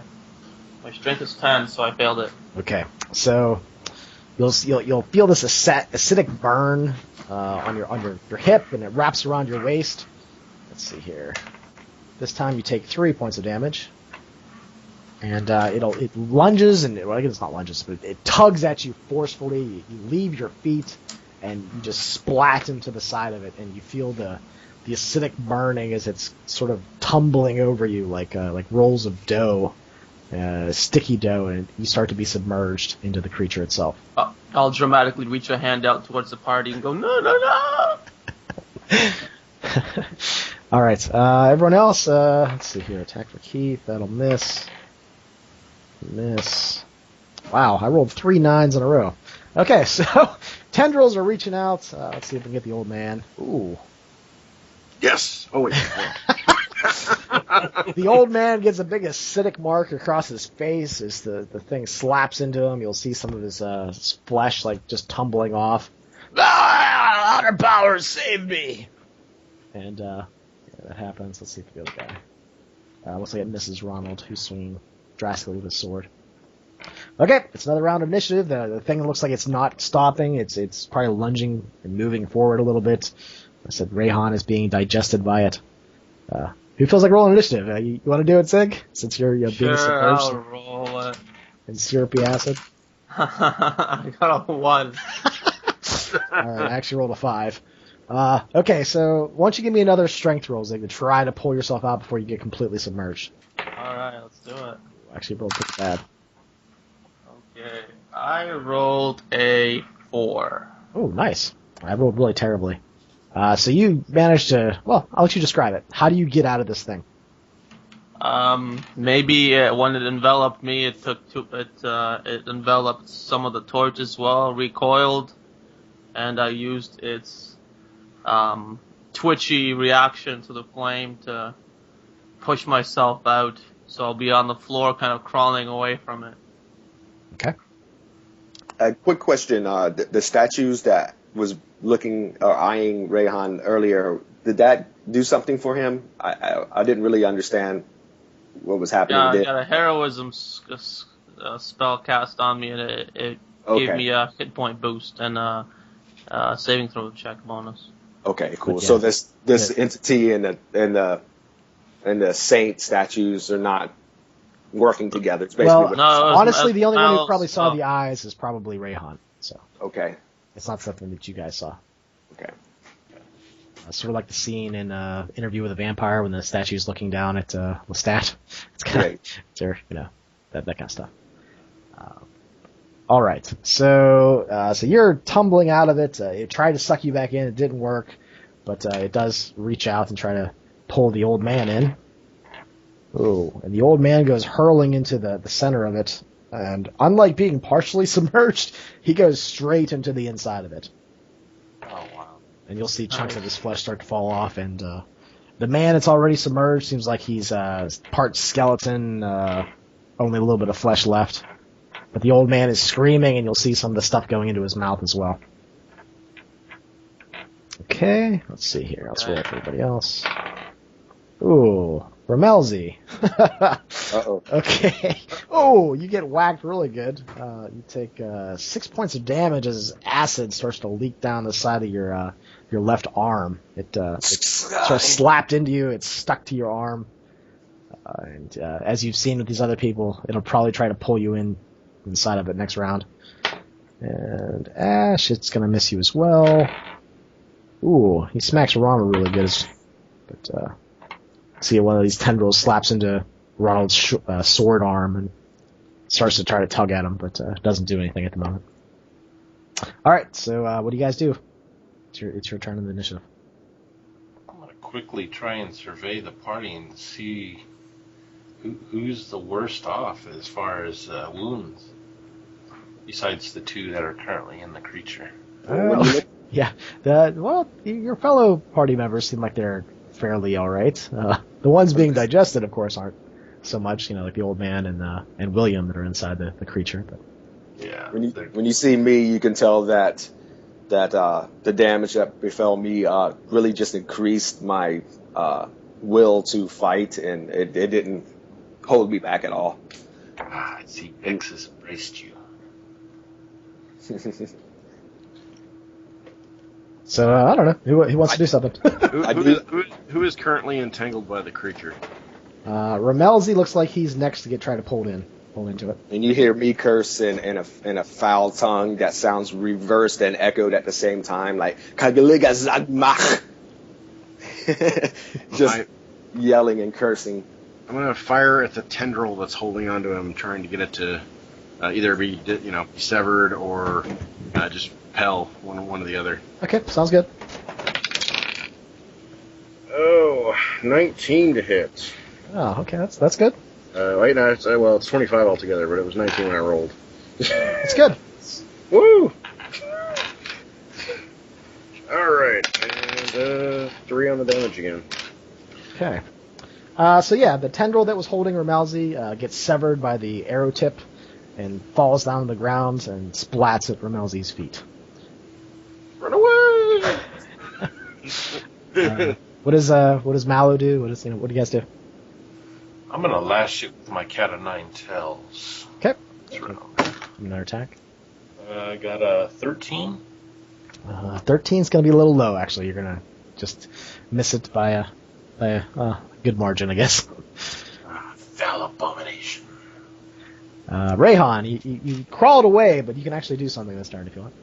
I'll jump up and attack it. I'll sprint back, body turning mid-air, slow-mo, sword going hopefully into this thing. Okay. Let's see here. I'm trying to see how I should do this. I'll just make a suggestion. How about that? It's totally up to you. Sure. You have these statues that are staring at you. Yeah. And they seem to be wanting to tell you something. I'll just leave it vague like that.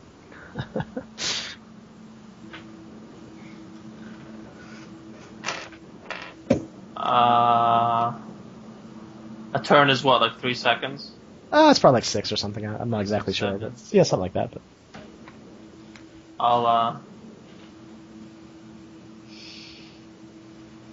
Shit. Yeah, I'll just stab at it, and then I'll say, as I'm stabbing at it, I'll just roll to hit it first. Okay. I got a 17 to hit. Oh, that's plenty good, yeah. And then I just do 1d6 damage. I got 4 damage. And oh shit, I should have done a d8. But anyway, yeah, 4, I'll take the 4. I'll say, what do you want from me? And that'll be my turn. Okay. Alright. Let's see here. Who's left to go? I guess Ramalzi. Just Ramalzi, right? Yeah, I feel like revitalized with Ash helping me out there. It gave me a boost of confidence. And once again, do I roll for using the wand? Do I roll an attack? Wild magic? No, we don't. No, there's no attack or anything for the wand. Okay. So yeah, I pull out my wand, and depending on how close I am, I'm just gonna slap it dead in the center of this dark beast and curse once again. And roll 6d6, which is 10, 18. Charges are just flying off that thing. 30. So you see, with the 30 damage, you see that wand goes straight into it in the middle, and I hold it, feeling like I'm. You can see me shaking, almost like the electricity's coming through me as well, and you can see like this vitalization in my eyes, like like I'm getting energy from it myself, and just holding it while it's sending charges into this beast. Yeah, that's gonna completely kill it. So keep describing things.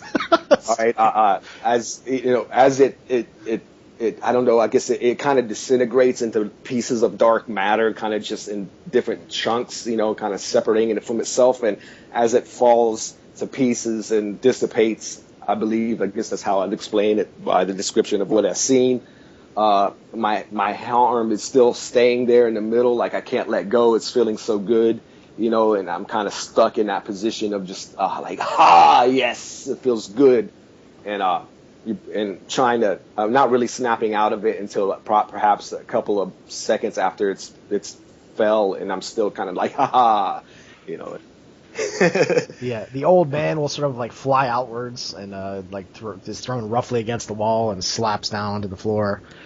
He's breathing raggedly, but he seems like he's mostly intact. He's starting to wipe things off with his cloak and wipe his face off, wipe his hands off, and yeah. Yeah, not thinking about the beast or this shadow beast, demon or whatever, having hold of those other people. Kind of snaps me back into reality of if I hurt those that it had in its grasp, and I kind of, what did I do? Oh, are they all right?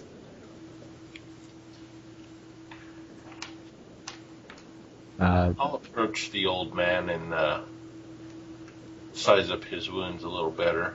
Yeah, he has wounds that have acid in them, so he's trying to rub himself off on the stones. Uses his own robes and things to clean himself off. Are you going to survive, old man? The outer powers dwell within my soul. I shall survive. But if you could help me out a little bit, I wouldn't mind. Very well. I'll pull out some more of my ashes from my little pouch, smear it on his forehead. Such a strong smell. What is that? It's flesh that is burnt. It's a blessing from the god of Vex. Here, taste his power. Oh, wow. Maximum healing. That'll give 10 hit points back to him. You said taste his power, so he reaches up and grabs some of the ashes and puts it in his mouth. What are you doing? You're going to consume too much. I am consuming your god of Vex. Is that what you said? No. Tasting of it. Taste of his power. The acid will run out of the wounds and sizzle onto the ground. It seems like some of his, he's healthier. He's somewhat better. Good job, you saved him. Woo. Yes, I did.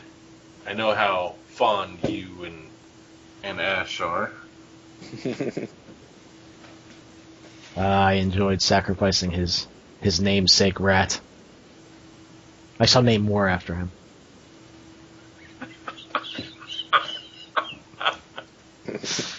What was that? And This is all over, old man. We're gonna have some words. words from my mouth are deadly. Beware. He sort of like crawls, gets up onto his legs, and he goes over to Ronald, who he seems like he's pretty well off, despite just watching his friend William being digested before his eyes. Well, I guess it's one less share. Shall we? Yes. Let's be wary of more of these guardians of this corrupted saint. Maybe more of them. So, the old man holds up the lantern and heads down to where Ronald is, and get to the end of the corridor, and then they turn to the left, and looks like there's more stairs down. So after we left the alcove, we went down the corridor a little bit? Yeah, there's, let's see here. So just to help you out a little bit, the start of that corridor, the tunnel, was 50 foot down before the alcove started, and then another 20 foot. There's two more alcoves on the left and right. Another 20 foot alcoves on the left and right. That's where the creature came out of. Another 20 feet, and then it turns to the left down some stairs. All right. Wow. Seems that Eyebrows was blessed by both Vex and Penthos, died honorably through pain and suffering. Ronald will look over at you like you just reached in his pants and try to caress him.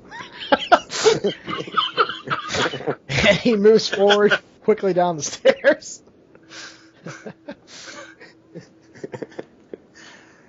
The old man just, he doesn't really seem to react in any way. Do you guys follow? Yeah. Yes. Okay. Let's see here. All right, so you guys head down the stairs, and this line of the tunnel is 70 feet down, and then it will turn to the right, and there's more stairs down. Jeez, this man, he made a big structure down here. I didn't think it was this large.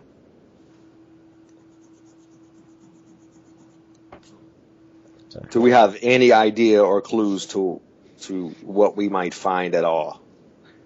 Hopefully some more statues and his wealth. It said that he's buried with it. Keep a lookout for dwarven activity, perhaps Dwarves. runes, items, anything that speak of dwarves. I am interested in perhaps what they might have in connection with this place. You hear a strange, disembodied voice that seems to come from down the stairs below you, pass through you, and moves past you, behind you.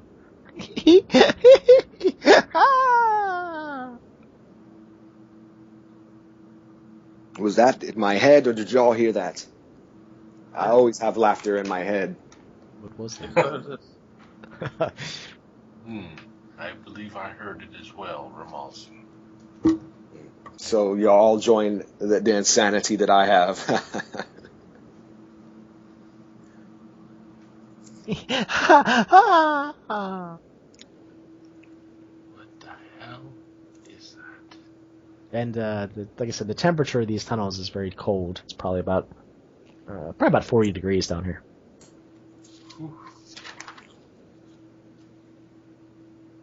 Speak to the spirits. I wonder. Do you think that was the spirit of one of those children that she killed? It could be. Seems most likely. Couldn't be. It was happy. Strange. So that next tunnel will, after you make that right, is about 60 feet down, and then it will turn to the right again. About 20 feet ahead of you, seems like there's a door there. Seems like it has a pretty good lock on it, a padlock, but it also has a knocker.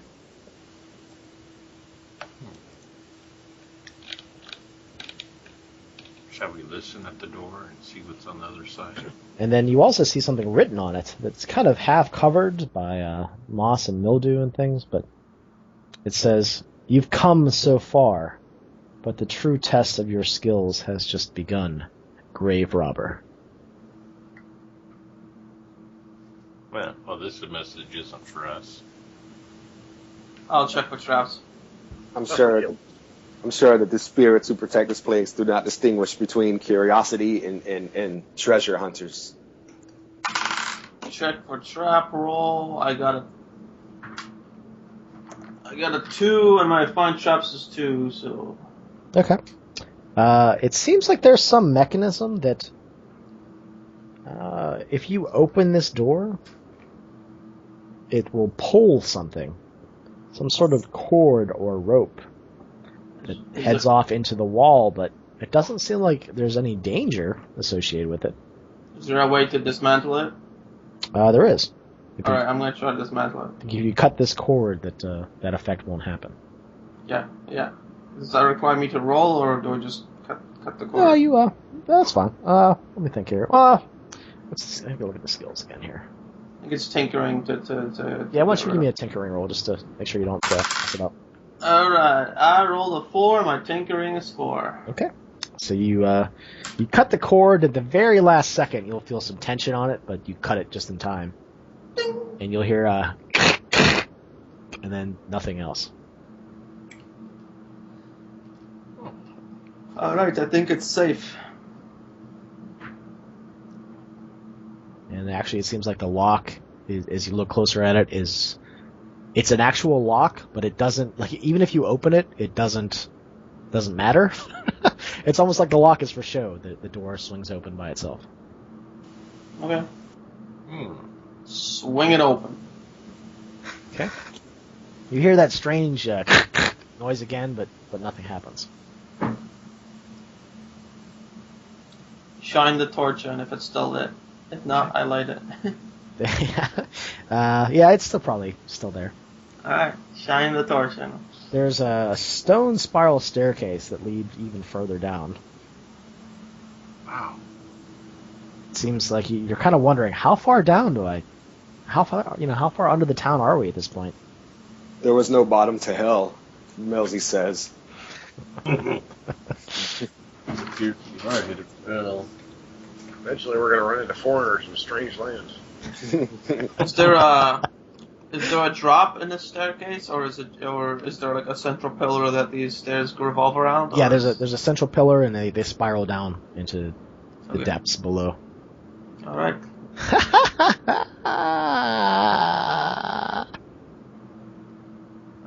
Just show don't... yourself, spirit. 1 and 2, 1 and 2. Would you like to play a game with us? Pretty flowers. 1 and 2, 1 and 2. Bleeding on the flowers. Bleeding on the flowers. Go to the corner, spirit. No.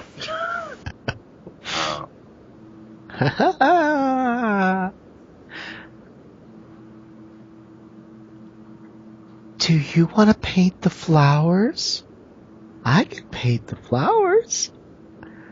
One Sure, and paint two, the flowers. 3 and 4, and the old man will die screaming.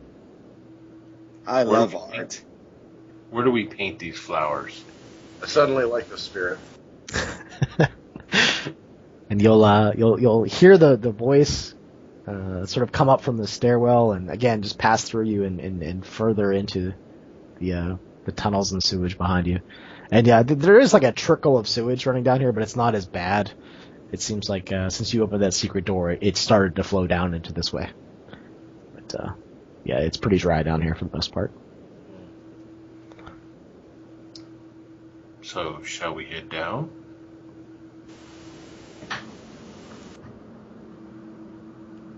That's Heading down. Okay, so who goes down first? You have Ronald, who is there, but he looks like he's really freaked out by the disembodied voice. I'll go down first since I can check the traps and stuff. You don't think you're going to paint the flowers with your blood? Who, me?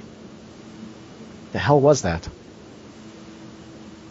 One of the girls? The little boy? What was? Ugh. Probably all of them as one speaking. Don't worry about it. We will put all this to an end soon.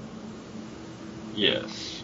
Ram has no problem increasing the paranoia.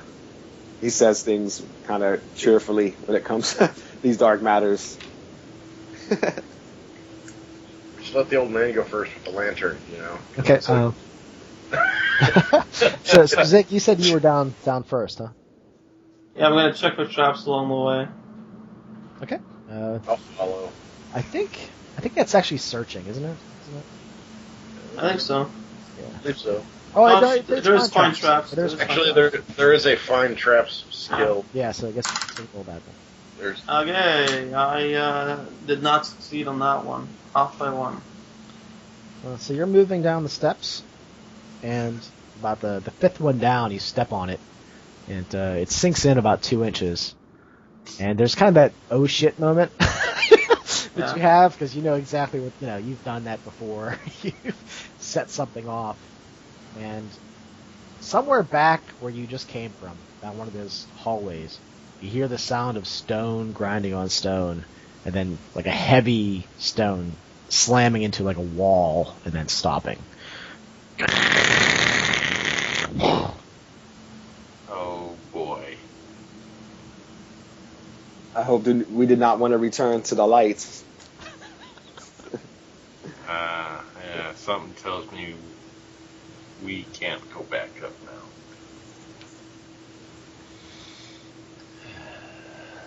I'm still standing on that step. I take it. Take the pretty flowers. Apologies for that, my friends. That is Good entirely job. my fault. It must have been the blind guy who stepped on something. No, just kidding. Your voice is strange, friend. Where do you come from?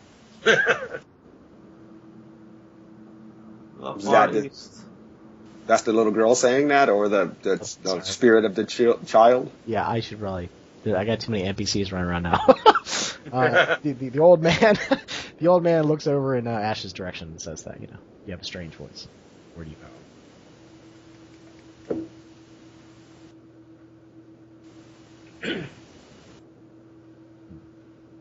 I'm just ignoring him, by the way. Okay. He shakes his head. Ronald says, well, downward?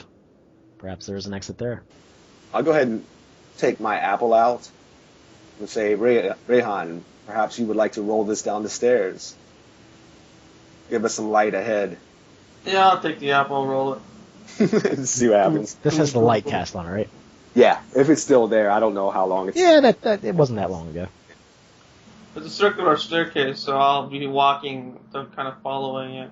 Otherwise, it'll get lost as it's rolling down. Okay, so it will bounce down the stairs, seemingly without setting anything else off, and then it, will roll out of view.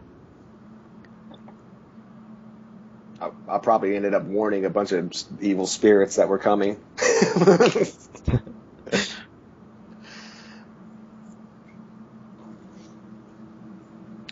I guess if nothing attacked it. You hear nothing, and the singing has stopped, but that could start back up again at any moment. You're not sure. Wouldn't that just be weird if we were somewhere in a dungeon, we opened a door and there's a staircase leading up, and the light cast apple just rolls down the stairs. With no context, it's really kind of odd. True. So Zig, you're the first one there. Do you walk down the stairs? Yep. Okay. So you'll go down probably about 50 yards into the depths of the earth.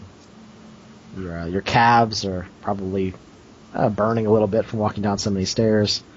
It's narrow and tight. Some of the stones in places on the walls, the circular walls, the cylindrical walls, are falling apart in places. Although it looks, for the most part, pretty well constructed. You'll come out in a room that is 30 foot wide and 20 feet deep, with no obvious exits. It's pretty well empty, except for the stair that's heading up to it. The apple made its way down into it, or it did stop somewhere before then? The apple is resting over in the right corner. Okay. Seems like for whatever reason it rolled down that way. So the room is well illuminated. Yes, the light of the apple filters into your eyes. Let's search the room and see if there's any hidden doors or anything in here. The first thing I look at is the ceiling to see how well it's whether it looks raggedy or like earth has made its way through any of it, or if it's still real nicely kept. And I wouldn't say nicely kept, but it seems secure. There's thick timbers and planks of wood that are keeping the topsoil and dirt back from falling and killing you all. And what are the walls made out of? Is it stone? Or? Yeah, it's stonework and masonry, cement between the stones. my next attempt would be to look at the floor for perhaps any signs of movement, maybe people whoever been down here before went to the left or right. Shows like maybe a dirt, scrubby kind of path to any direction. If you look at the scuff marks perhaps that are on the floor, it does seem like they go over in the right corner where the apple rolled, as well as the left.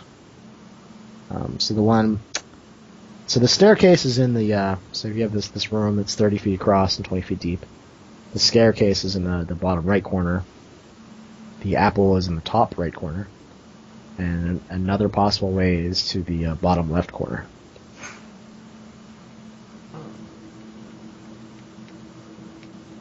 There's a strange smell of dampness and film.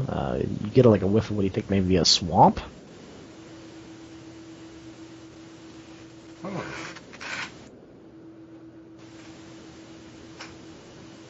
Are you here to play with us?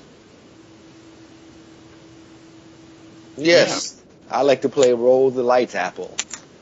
Would you like to roll it back to us? You'll see the apple roll across the floor. That's a pretty apple.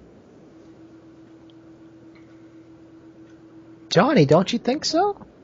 I've never seen one like that. How many are of you down here? You all feel hands pressing on your sides, your backs, your head, the bottoms of your feet. I'll shiver. Seems sounds like the souls of all the children are down here. Those outer powers aren't gonna get us yet, I don't think. And you'll see the old man sort of look around. What do you mean the outer powers? What do you know of their dread eldritchness? He talks funny. That's what the mummy says. The mummy says we'll go to them someday. And where is this mommy at? Oh, she brings new ones. New children she brings. She takes other children with her. Strange children. Not Really? normal, from the outside. And where does she take them to? Can you take us there?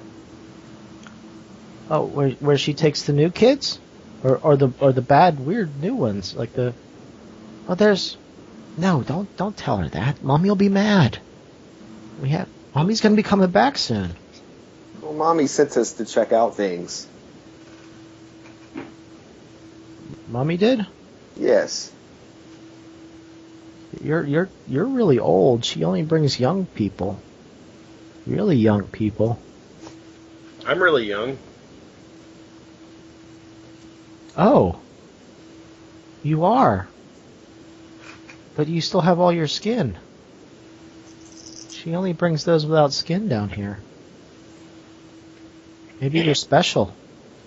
Did Mommy let you keep your skin? She didn't like my skin. She didn't want to take it. Is it too rough? She likes soft skin. Yeah, it's too rough. Mommy likes the soft skin. So how many doors are there to this room? You don't see any. No, I'm asking. You want to know which way Mommy goes? Yes. Well, Yes. there's one where you rolled that magic fruit ball thing, and there's one. You hear like knocking in the bottom left corner of the room. Right there. You'll feel like hands sort of pulling at your hair, like not hard, but like little tugs in that direction. Guess we should go that way. She said we needed help. She needed help by watching the children. Now, do you mean the ones without the skin, or the ones that wear our skins? What makes the difference? Why are there two different types of children? Well, she brings the new kids down, and she takes other ones back with her, back to where she came, Mommy's house. She purifies them. They dress up in our skin. Where are the skinless ones? Oh, that's over there, and they bang on that one door again. We serve him of the lake.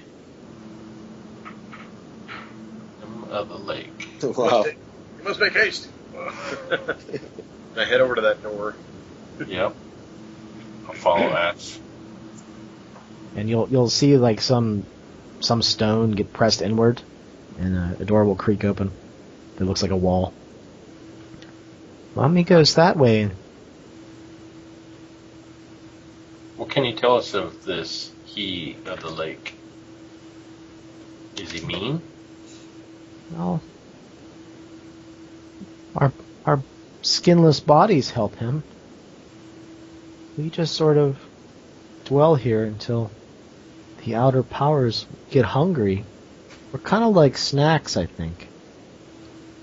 You're not scared of this? We don't. Are you? Scared? I don't think so. We're brave children. What do you mean? I Mommy says that's what we were born for. We paint the roses. That's what she says. 1 and 2. We paint the roses.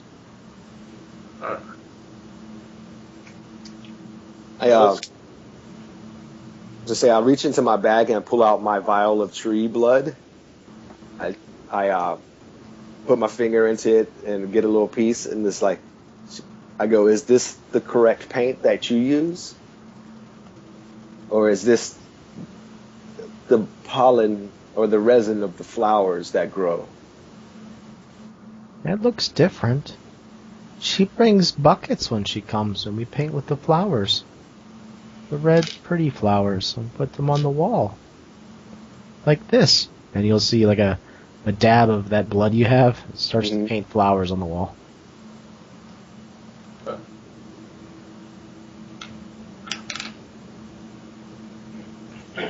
Perhaps we can help painting. Let's not go that far. Don't you like flowers, Mr. Redface? These flowers, they're not my sort of entertainment, and I'll head towards, you said there was a door here, right? Yeah, they basically told you that there's two different doors that are in the room, and I guess probably the other one opens up as well. I'll head towards the one that they said indicated like the lake guy. He of the lake. He of the lake. Yeah, I'll head in that direction. Okay. Are the flowers over this way where he of the lake is at? Oh, we paint flowers. Mommy makes us paint flowers with him. Make it pretty. He likes the flowers of red. These children are referring to, most likely, all the body parts that we saw hanging along the hallways. That's where the kids they dress up. They play dress up, and they go off with Mommy back to up there. All the tech traps on this door.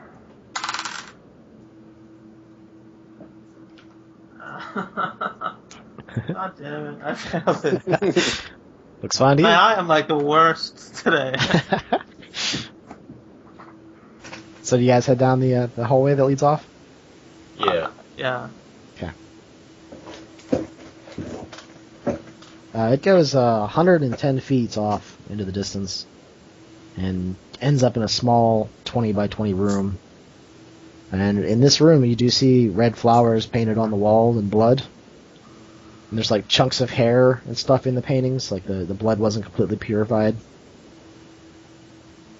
You also see, let's see here, there is a pit in the center, probably about 10 feet across in the center of the room. You can walk around it.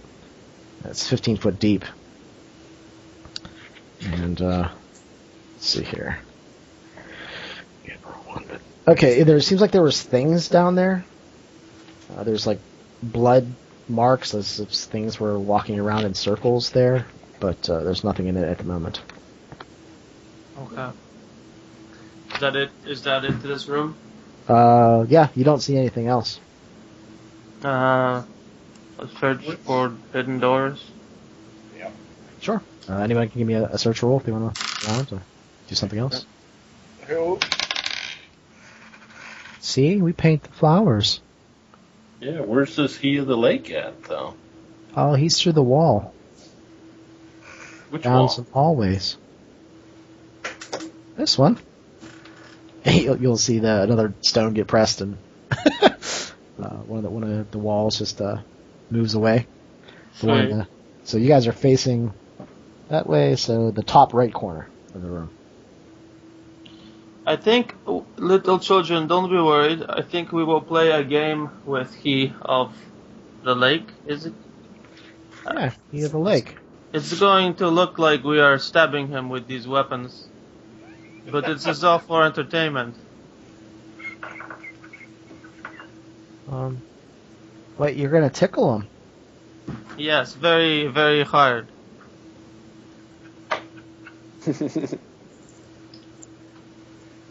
Tickle him, okay. Alright? Well, he's kind of mean sometimes. He likes to burn things. He makes fires. Is there something he doesn't like or that scares him? Oh, he only breathes fire sometimes when people come to visit, so you be careful. He turns you into little black flaky things. How does he look? Is he a big lizard? Oh, he dwells in the middle of the lake, and he's got a really hard shell. I'll glance over at Ramalsi He's really and big, and we can walk on his back for a while. Sometimes we play there. You remember that story about the turtle and the princess and the plumber? Yes. I think this is the turtle we're talking about. Oh, the plumber, you know him? He's nice. He comes and visits us sometimes, but he's scared. What does the plumber's job here, down below? Well, he doesn't do much here, but he likes to talk to us and ask us questions. Does he help play? Does he play with y'all? He brings us things. Well, what type of things? He always brings a yellow flower for Stella. Stella, I guess, was his daughter?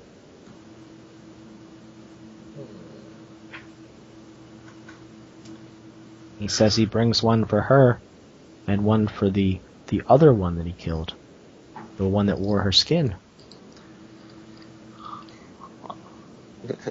Alright. I don't know why he would have killed the one with the skin, though, but it seems kind of mean. But he's nice and brings toys sometimes. When we go see this turtle, everybody, we should fan out if he breathes fire. That way we're not all clumped together. He must have bad indigestion or indigestion. I think that's what the plumber says.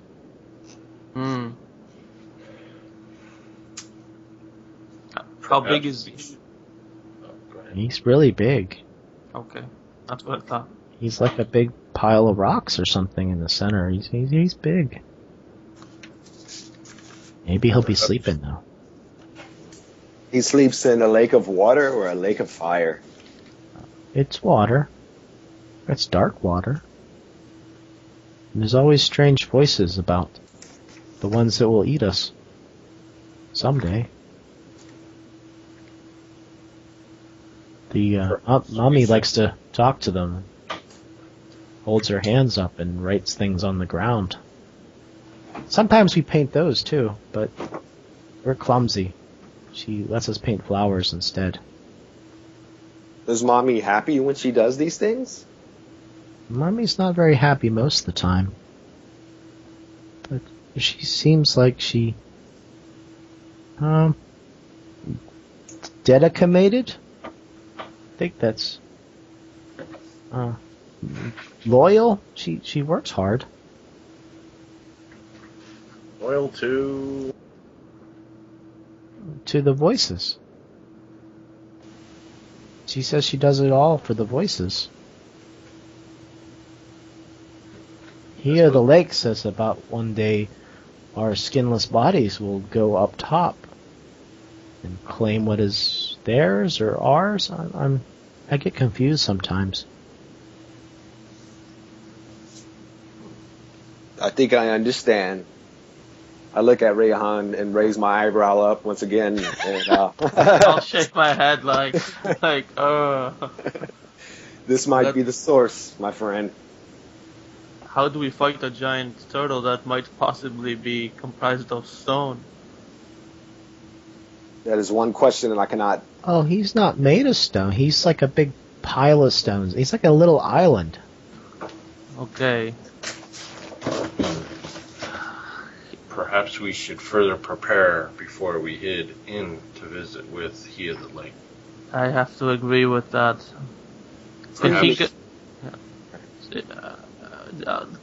I suppose he's stationary in the lake, so he wouldn't chase us down throughout the rest of this. He stretches his legs sometimes, but yeah, he kind of just stays in the lake most of the time. He could not fit into this little room, I would assume, though. He does not come here, right? No, he doesn't come here, silly. Do you have any visitors here much, besides your mom? The plumber. And the plumber? The plumber comes down, and sometimes other people come, but they die and they become skinless too. Who kills them? Within this room? Well, they're not so nice to us. You guys talked to us. So we didn't help them. They died badly. Perhaps if we rest and thought about things And before we play tomorrow, once again. Ash, you'll feel pain on your calf as a section of skin about an inch square gets ripped off of it. Oh. Ooh. Stella, no. They talk to us. Don't do that. You don't paint with them. Huh. Okay. You'll see a yellow flower sort of appear out of nowhere and fall to the ground. It's all like withered and looks like it's old. Remember, she doesn't like my skin. Yeah, Mommy doesn't like them. They have old skin. If we were to take a nap here, would you guys wake us up if someone came to visit? Mommy would be very mad if she found you here. Mommy doesn't like anyone here, but we never tell her about the plumber. You're like the plumber, right? You're nice. Exactly. We like to play. But we grow tired. Do you like to play music? Because there's an organ over in the next room. Lots of seats. No one ever plays there, though. We've never heard it. Oh, I can give my hand. I can try my hand. I don't know why it's there, but it's there. No one ever gets this far. They all die. I'll head over to the organ. Why not? Yeah, let's check it out. Okay, so you guys will head down a corridor that's like 40 feet long, and then you open up into a very large room. It's about 50 feet long and 30 feet across. It's set up like a small concert hall with a raised stage in the bottom right corner. And there's a large organ, a pipe organ, and the pipes cover the walls. And they disappear up into the ceiling. Number of the chairs are on the ground. There's probably about 60 chairs. They all face the organ. The wall over the door on the far side has more pipes. Let's see. And there's a sign that's on the wall that says, "You've come this far, and myself you've almost found, but to pass this door, you must play the proper sound." So what's beyond that door, children? That's how you get to hear the lake. But no one other than Mummy has gotten this far. Ah, okay. So perhaps we should take a nap first, and then after that we'll play some music. Oh, I don't know. No one's ever slept here before. I'll try to keep them from taking your skin off. The silent children sometimes get angry. Well, if they take our skin, we won't be able to play music for you. Can't you play now? I attempted to play the pipe organ. Okay, sorry. Sometimes I get sidetracked. Sorry about that. Okay. No. So, how about you? Hum what you think you play there, Aaron. I have no idea if I do or not. We'll see if a previous incarnation knew how to play. That's right. Make whatever random check you want to see if it happens or not. Well, how about you roll a d6? All right, I'll roll a d6. That'll work. And before you give me the result, what do the rest of you do? Are you sitting in the chairs? Are you staying back? What are you guys doing? You go investigating the door? Sorry. No, I was gonna say Romelzi's probably really interested in the organ. He has been used as a conduit for other I guess let's say be a part of other beings and souls to harness their abilities, or for his caretakers to harness their abilities. So he has sat in the body of other musicians. So he's wondering why or how music is used magically. So he's really caught up in trying to understand that organ with Ash. I think he's going to pay attention to Ash playing that organ. Okay. How about Rayhan? What does he do? Gonna be examining the door, and as I examine the door, there's that song that the kids were humming earlier, like 1, 2, 3, paint the flowers, or something like that. Can I remember the tune? Yeah, you think you can? One? Yeah. Good Hey, memory. I'll hum the tune out Oh. as Ash is playing on the piano, on the organ. Does Ash try to play that with his half-forgotten memories of past lives? I assume so. I did roll a 1 on the check, so I'm guessing with Lamentations rules, basically you can do anything with a roll of 1. So. Okay. As you try to play the tune, you start to play. The keys are there. An ear-piercing shriek rings out throughout the entire room. Everyone make a save versus death. Okay. Death save. I was about to say, Rayhan, you better go direct those notes. No. Do I still have those bonuses from being leveled? You have that Hero? special ability where you have blinding faith. So if you Okay, fail that's your right. roll, you can roll again. Yeah, I ridiculously failed it. Failed. And this time you have to go under or over? Over. that number or over. So my first roll I think was a success because I rolled 19 on my first one. Oh, My second okay, roll I rolled a 3. yeah. I thought you had to go under. Yeah, it goes Okay. over and under. So I did succeed on the first roll. So yeah. Okay, so Keith failed. Mallow the cleric failed. Rayhan 20. What? You got a 20? Yeah. Okay. How about you, Jeremiah? Yeah, I got an 18 over 11. Okay. Anyone that fails is deaf for 2d12 hours. So feel free to roll that for yourselves. 6 hours. All right. So like suspended animation for basically, right? Or just you just cannot hear.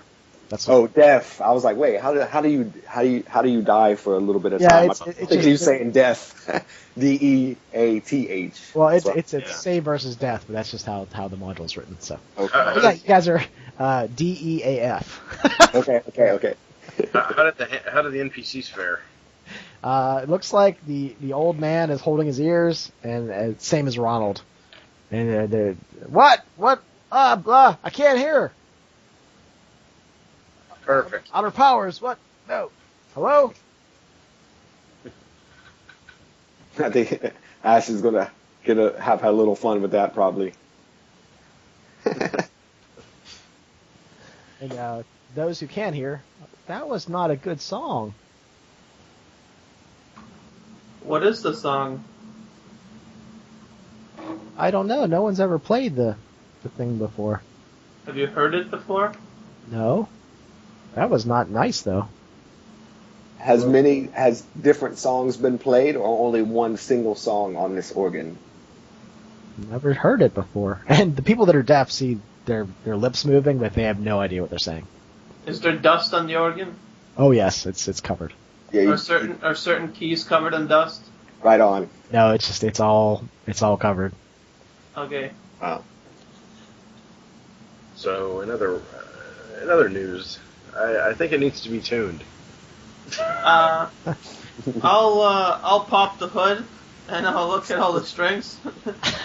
I'll use my tinkering to see if any of these strings or whatever that creates the sound or what have you is connected to any kind of device. I just want to, bypass the music portion and then get to the unlocking things portion. Okay, when Rayhan looks in this thing, he shrinks back in fear because it looks like every single string is rigged and set up as some sort of trap or device, or there's arcane runes and letters strung down, overlapping the strings, wrapped around with scrolls. This thing looks like it's utterly deadly. So in other words, you get a rock and throw at it from the door jam and then run out of the room. You think that might even kill you. It's that bad. You see things there's tubes with liquid. There's strings that if you follow them seem like they go up to the ceiling. And you're looking around the ceiling and it looks like there's little holes all over the ceiling that you didn't notice before.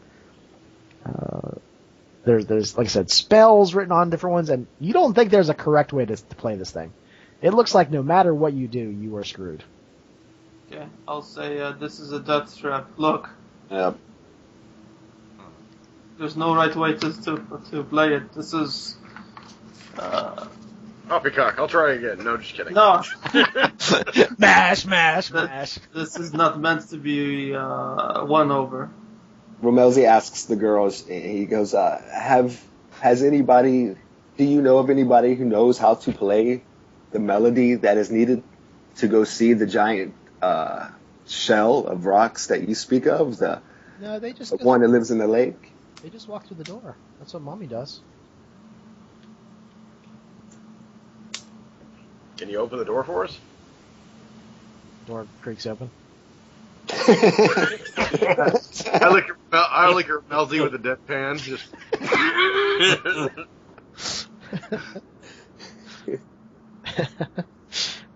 You'll see a 30-foot long hallway that heads down that way. Mallow, you alright? I'll motion to my ears. I breathe on my fingernails and rub them on my coat. That was all me.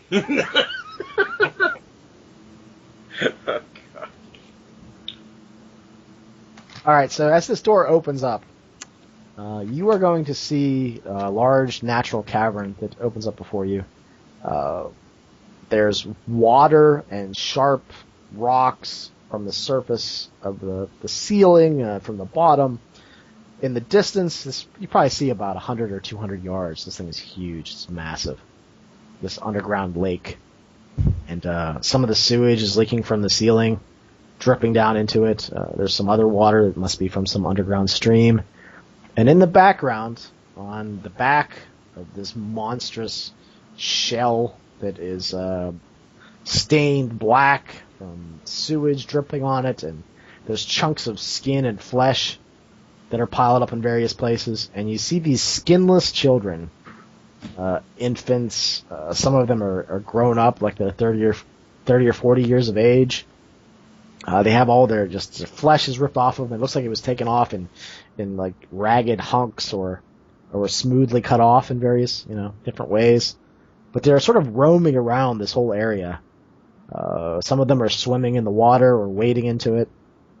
You see this sort of peninsula that moves out towards this giant shell of what you assume is this turtle thing. And it's massive. You think it's probably about 40 or 50 feet across. There's some strange arcane markings on this peninsula. Looks like it's been filled with blood, all in various ways or recently. There's a triangle and this indentation in the center of it with the arcane markings around it. But this is off in the distance, so you feel like, you're kind of hanging out in the darkness, but you do know that you have your lantern and your almost burned out torch at this point. Wow, this is amazingly weird. You think, if you had to guess, there's probably about 300 or 400 of these skinless, sort of like hunched over things of various ages, from infant on up to 40. It looks rather hellish. Am I able to at least get somewhat of an essence of what any of the arcane symbols are that are closest to me, or? That peninsula goes out into the lake. You can just see that there are markings. Yeah. But you have no idea what they say. Too far away.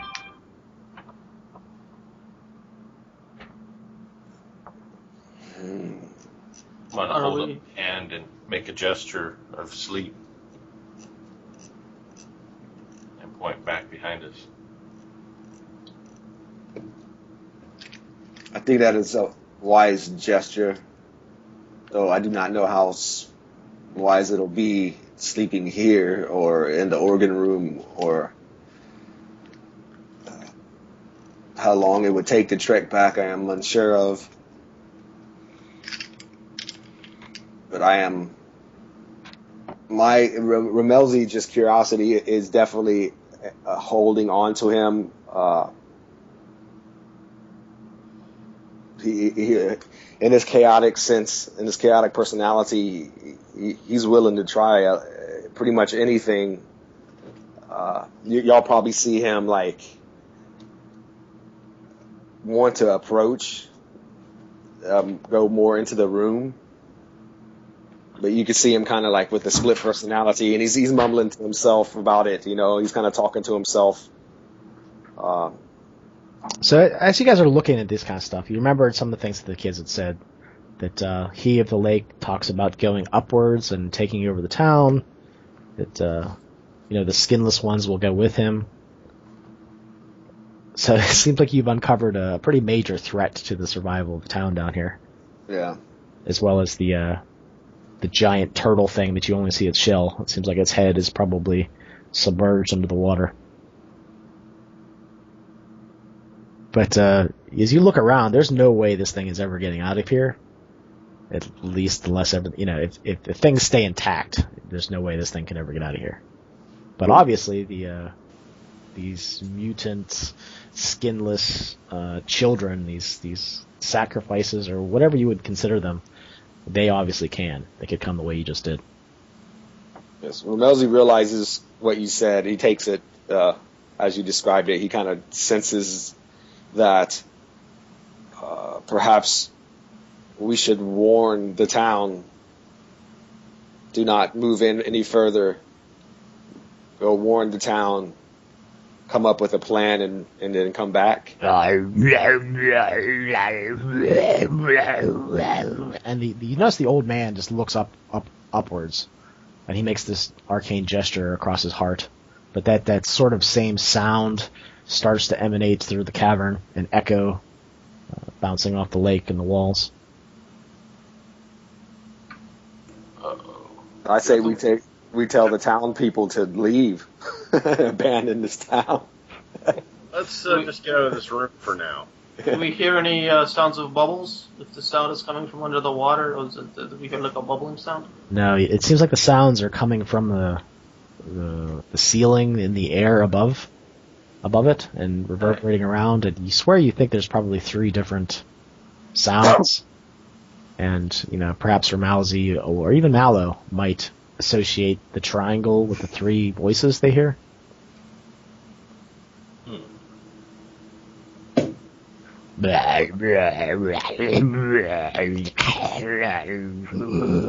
You will start to see some movement in the lake. So, Ashton suggested get the hell out of there. Yeah. We're not ready for this yet. I start feeling it increase too, and I say we must leave now, or we'll have to deal with the worst.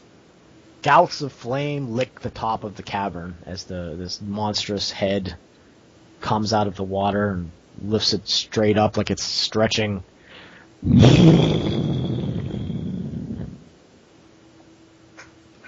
Do we run? Pretty sure I'm running already. I'll be backing up. Yeah, Ash is out the door. I'm out of there. Out the door I went. Woo! I'm running.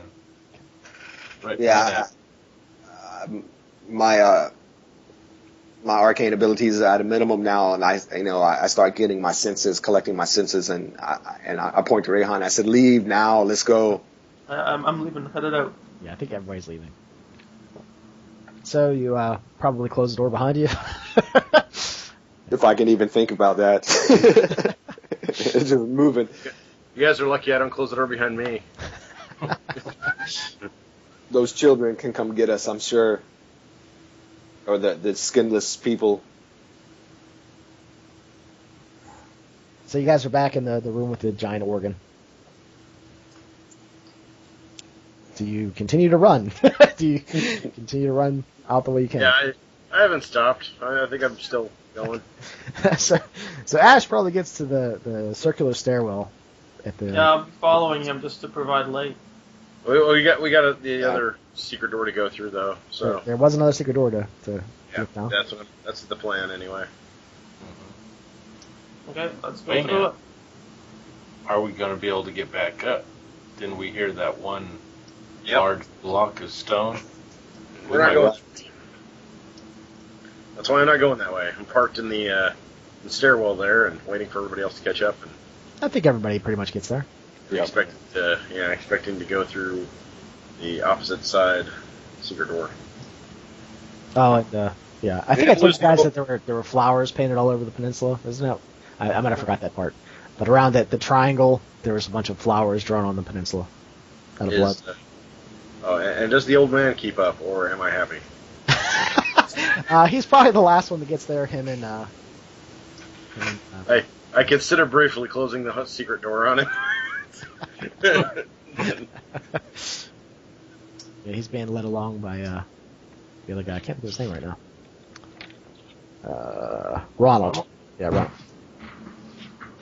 So you guys are in that starting room that is down here, and you look off into that other door that the kids had opened. It goes pretty far off in the darkness. It's a 10-foot wide corridor, and about 30 feet down, it looks like it opens up to the left, and then it continues on further. Yeah, follow it along its path.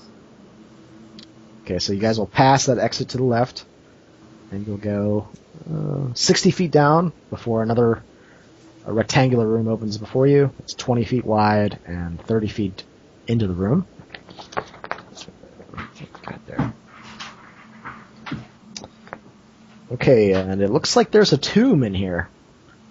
In the center of the room is a simple, unadorned sarcophagus. The name plate at its base simply says, Garvin Richrom, father, husband, inventor. And the sarcophagus has looks like the top has been slid off a little bit and maybe put back. It's not all the way closed, though. Is there a way to peek inside it? Yeah. You look inside, maybe slide well, I guess you probably just look through the small crack that's there. It has a long decayed corpse within it. And it's dressed as you would expect a funeral to be. But there's one thing that probably strikes you right away is, his body wasn't left out for the all or anything like that. This is a different way of doing things. You get the feeling that maybe it's been here a lot longer.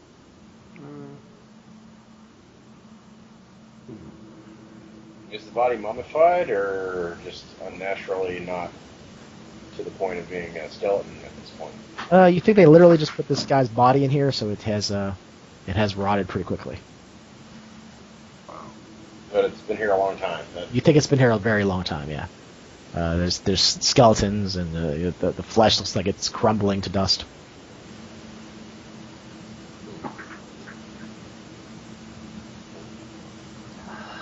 I'll check the room to see if there's any hidden doorways or anything like that. Yeah, if anybody wants to roll searching, they can do that. As they poke and prod. Yeah, See Ronald doing that too. If I'm searching for secret doors, is it a secret doors check or is it a stealth? Searching. Okay, search. Good. I got a 3, so I succeeded. Okay. You'll find a secret door to the left of the thing. Ronald actually climbs into the tomb. He slides off the lid to it, and he's digging around in the corpse. It's pretty gruesome. I'll gesture towards the secret door that I found. Yeah, there's one to the left, and there's actually one to the top left corner. There's 2 of them. Did we miss any drawers, kids? Or any doors? Not drawers. Doors. No, we don't go over here too much. There's been some people over this way one time, but they came in and then they left. They took things with them. So we'll go in the opposite way. Alright, let's see here. To the left, you'll find a room that looks like it's been plundered. You'll see, like, empty treasure chests. They're smashed and tipped over and vandalized. But then you'll hear knocking at the end of it. They didn't find this one. And then the little door will kind of creak open. And there's a little 10 by 10 room in the very back. And you see a chest that has a lock on it, and it looks pretty heavy. Ooh, this looks interesting. Let's see if we can get this lock off. Towards the chest, being somewhat paranoid, I will look around it for traps before I do any lockpicking. Okay, why don't you roll me a dice roll? Yeah, that failed. You'll feel a tap on your shoulder. I glance back. Let me look at it. That's Ronald. Yeah. Go right ahead. But he's actually yelling it pretty loud. Let me look at it. I'll just nod and step away. Sure, I knock an arrow. No, I'm just kidding. He shrugs, and then he actually starts to pick it. He'll put his little lockpicks in there, and then you'll see him stiffen up all of a sudden, and then fall over. Oh. Seriously? I'll give him a shake. Are you alright? He's not moving, and he has a small, like toothpick-sized piece of metal sticking out of his hand, and has a like black stain on his skin. I feel his pulse. Oh, he's dead. Damn, Poison. that was quick. Yeah. But if Rayhan looks, it looks like it. Whatever was there has been set off already. Alright, I'll look over to the blind guy and shake my head a little bit since he's the last one. Don't worry, I'll lead him. I'll lead him. I'll try to pick the lock. What is that? What is this about leading me? I don't. What has happened? I got a 2 on a lockpick check. Okay, you get it off just fine. I know, Popped up the lid. I know you're blind, but all your companions are dead, so I'll lead you around. I won't steer you around.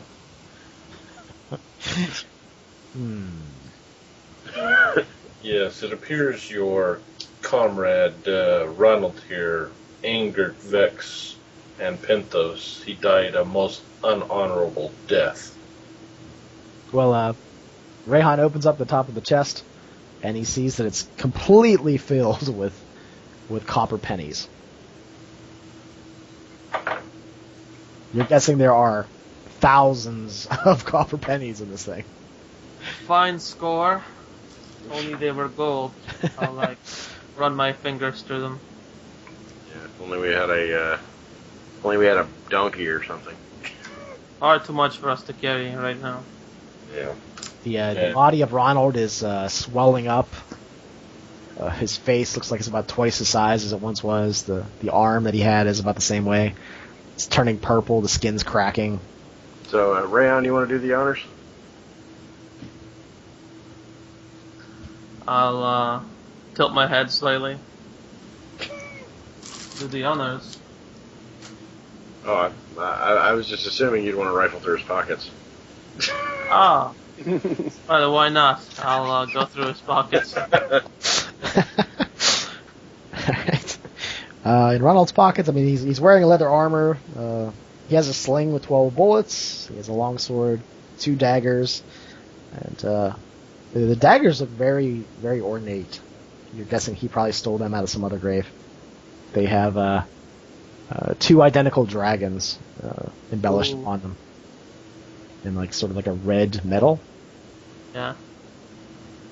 I'll look over at Malo, and I say, is your god a dragon god? And then I remember that he can't hear me. So I'll hold the daggers out towards him. All right, I'll take a look at him and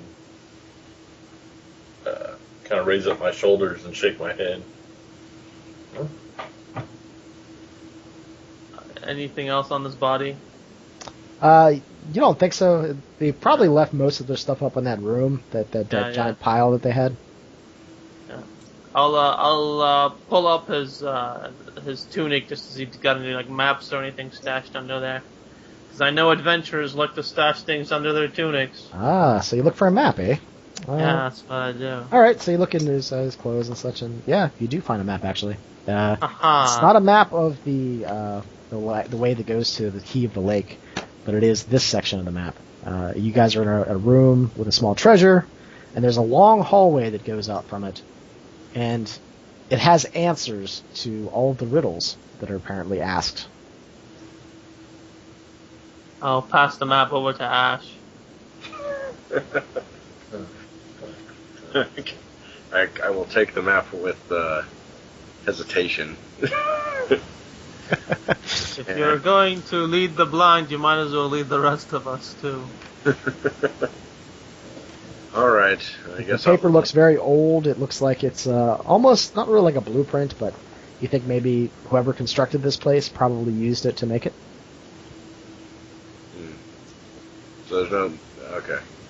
I guess we'll head the direction that is most obvious. The place that you guys are at says False Tomb. Good. So is there a real tomb? I would assume. Yeah, at the very end of the long hallway it says the True Tomb. All right, we will go to the True Tomb then. Okay, so you guys head off and down the hallway about 30 feet. There's a doorway there, and you have all the answers to these. It says, "How many toes does my son have?" And there are 14 slots in the wall that look like you could shove a sword into them, labeled 0 through 13. And as you look down on the map, the correct answer is 7. Okay. Does somebody else want to stick the sword in the slot, or is it going to be up to me? You said that guy had a sword, right? Yeah, he has a long sword. Yeah. Mm-hmm. Yeah. There we go. As soon as you do, the doorway will open up by itself. Woo! Lead on into probably another 40 feet down the hallway. 7 toes, I say, as we're walking. That's how it goes, I guess, around here. There's another door, and with another question. What is the secret ingredient in my wife's funnel cake surprise? And there are 7 slots labeled banana, blueberry, brownie, cherry, parsley, pudding, and sturge legs. And the answer is sturge legs. Go figure. That'd be the obvious one. All right. Sword to the sturge legs. Slide it in. I always have guessed pudding. I would have guessed sturge legs. I slide it in to the right answer. Okay. The door opens up again and moves on. You're like, oh, this would be really tough if we didn't have the answers to this. I'd have gone with 13 on the first one, so I mean, I'd have been totally. But anyway. So, you get down to the next door, and again, it's all stone construction and so forth. But the next answer is, when the king graced the grinding gear with his presence in the year of the long solstice, how many retainers did he have in his entourage? And there are 100 different slots, from 0 to 99. And this part on the map is smudged. Not really sure. You think it might look like either a 33 or a 38. You're not real sure. Good Lord, thanks for finding that map, Rayhan. I'll surrender over to him. I'll say 33 or 38, huh?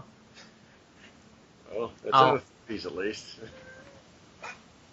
I'll walk to 38, feeling lucky. Uh-oh. Okay. 38 special. I'll step back cautiously. This is a sword, right? It's a sword, yeah, that you put in the wall. Okay, so this is what I'm gonna do. I'm gonna have the sword just like very loose in my hand. I'll be looking around the floor to see, or the ceiling to see if there's anything that could potentially spray out or fall down. So you're sort of looking at what could possibly harm you if you answer incorrectly. Okay, why don't you give me a find traps roll? That's probably you investigate things. I rolled a 1. Oh, nice. You think that they are all connected by copper wire?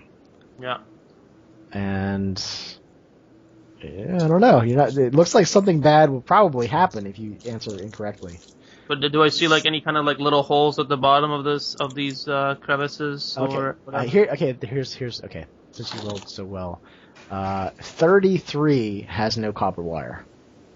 Well there we go. 33. I was standing over 38 and I was like, huh. And I walk over to 33 and I look at the group, all like cocky, and I just slide it right in without even looking.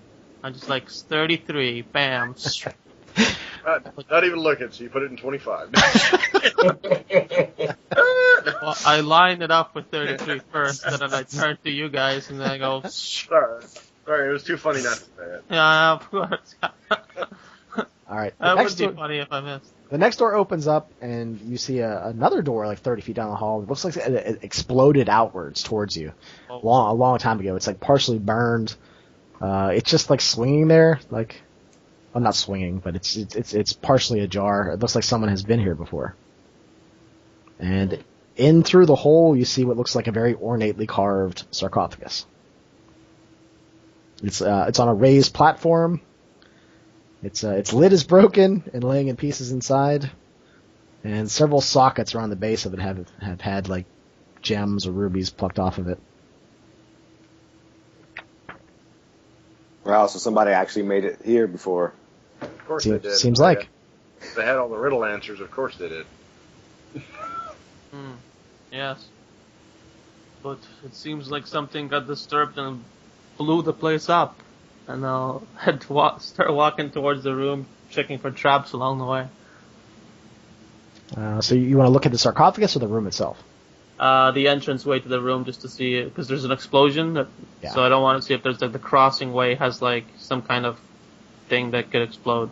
It looks like there was something here at one point that's since been used and no longer poses a threat. Perfect. So I go inside and I wave everyone through. Okay. Follow up. Yeah. And I'll check on the sarcophagus, detect traps. And again, I rolled a 1. It looks like there's something set up so that if you stand inside of it, a door will open, but it doesn't appear to be a trap. There's a pressure plate inside the sarcophagus. It should create an opening. Do I know where the door would open? It looks like it's underneath the body. Like a Hold hidden back. part. Here, stay here, take 3 steps forward. No, I'm just kidding. You also notice that the corpse looks like it has some of its teeth missing. Must have been golden teeth. Must have been. I'll say if someone were to stand on this, chances are it's going to open up under us and drop us somewhere. This body that I'm looking at now, is it mummified? This one is, yeah. It's wrapped in cloth, other than its face that's been kind of pulled apart. I will very gently slide my rapier through the stomach of this thing. Not like on a hack, but just to like check the integrity of it. You hear the clink of metal when you put your rapier through the body itself. Seems so like it goes through, or no, it's something stops it from going through the body. All right, I'll put my fingers into the wrappings and almost like reveal it. Seems like there's a small hole where your rapier went, and there's a glint of metal inside the body itself. Can I I'll make the hole bigger and see what it is exactly. All right, so Rayhan starts tearing the stomach apart of the man, plundering the body's core. Just playing with the dead body. I hope none of you mind. He was left in the darkness of a tomb, so his body is fair game. I'll see what's in there. You pull a fistful of gold coins out of his intestines. I'll sprinkle them like I'm a millionaire along the floor. Ha ha! Look what we have found. Why did he eat gold? Why do we need gold? I said, why did he eat gold? Oh, why did he eat gold? Perhaps it was placed in his body after he died. Regardless, there's plenty here to get us well and established, at least. Do you guys think we have surpassed enough traps and to be able to rest here? You want to rest here in a crypt? Well, not many people has made its way here. I'm used to sleeping in the foul places, but if you do not feel comfortable, that is fine. As you guys are discussing the possibility of sleep and resting up here, You hear from behind you down the long hallway the scuttling of feet and whispers.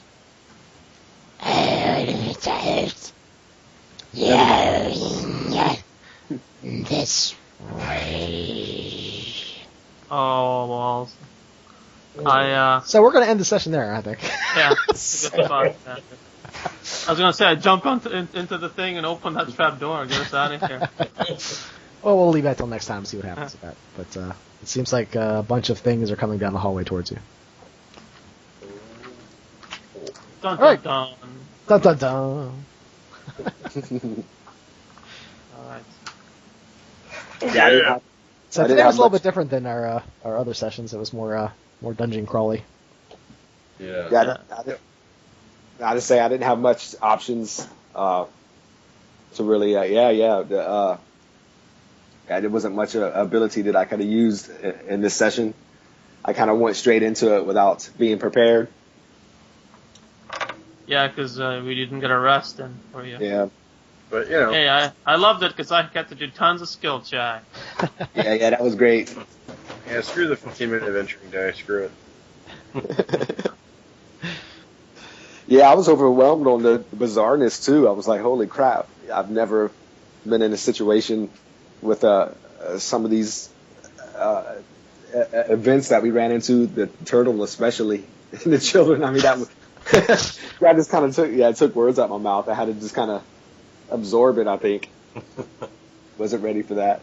Yeah, I kind of just took a Lamentations adventure called The Grinding Gear and just twisted it a little bit to fit the themes of what you guys had heard was down here and that sort of stuff. Nice.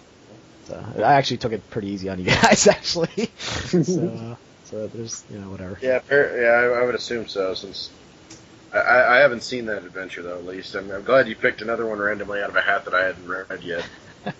Yeah, I mean, I knew there was like that's played these games always talk about the bizarreness that you run into at the later parts of the modules or whatever, and I didn't quite get my head or my thoughts around it until I actually experienced it. I was like, wow, okay.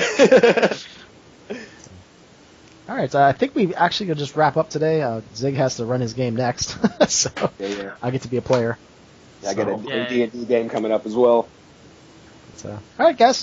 Thanks for guys. playing, and I don't think is it next week I can't play, or no, I think it's the week after next.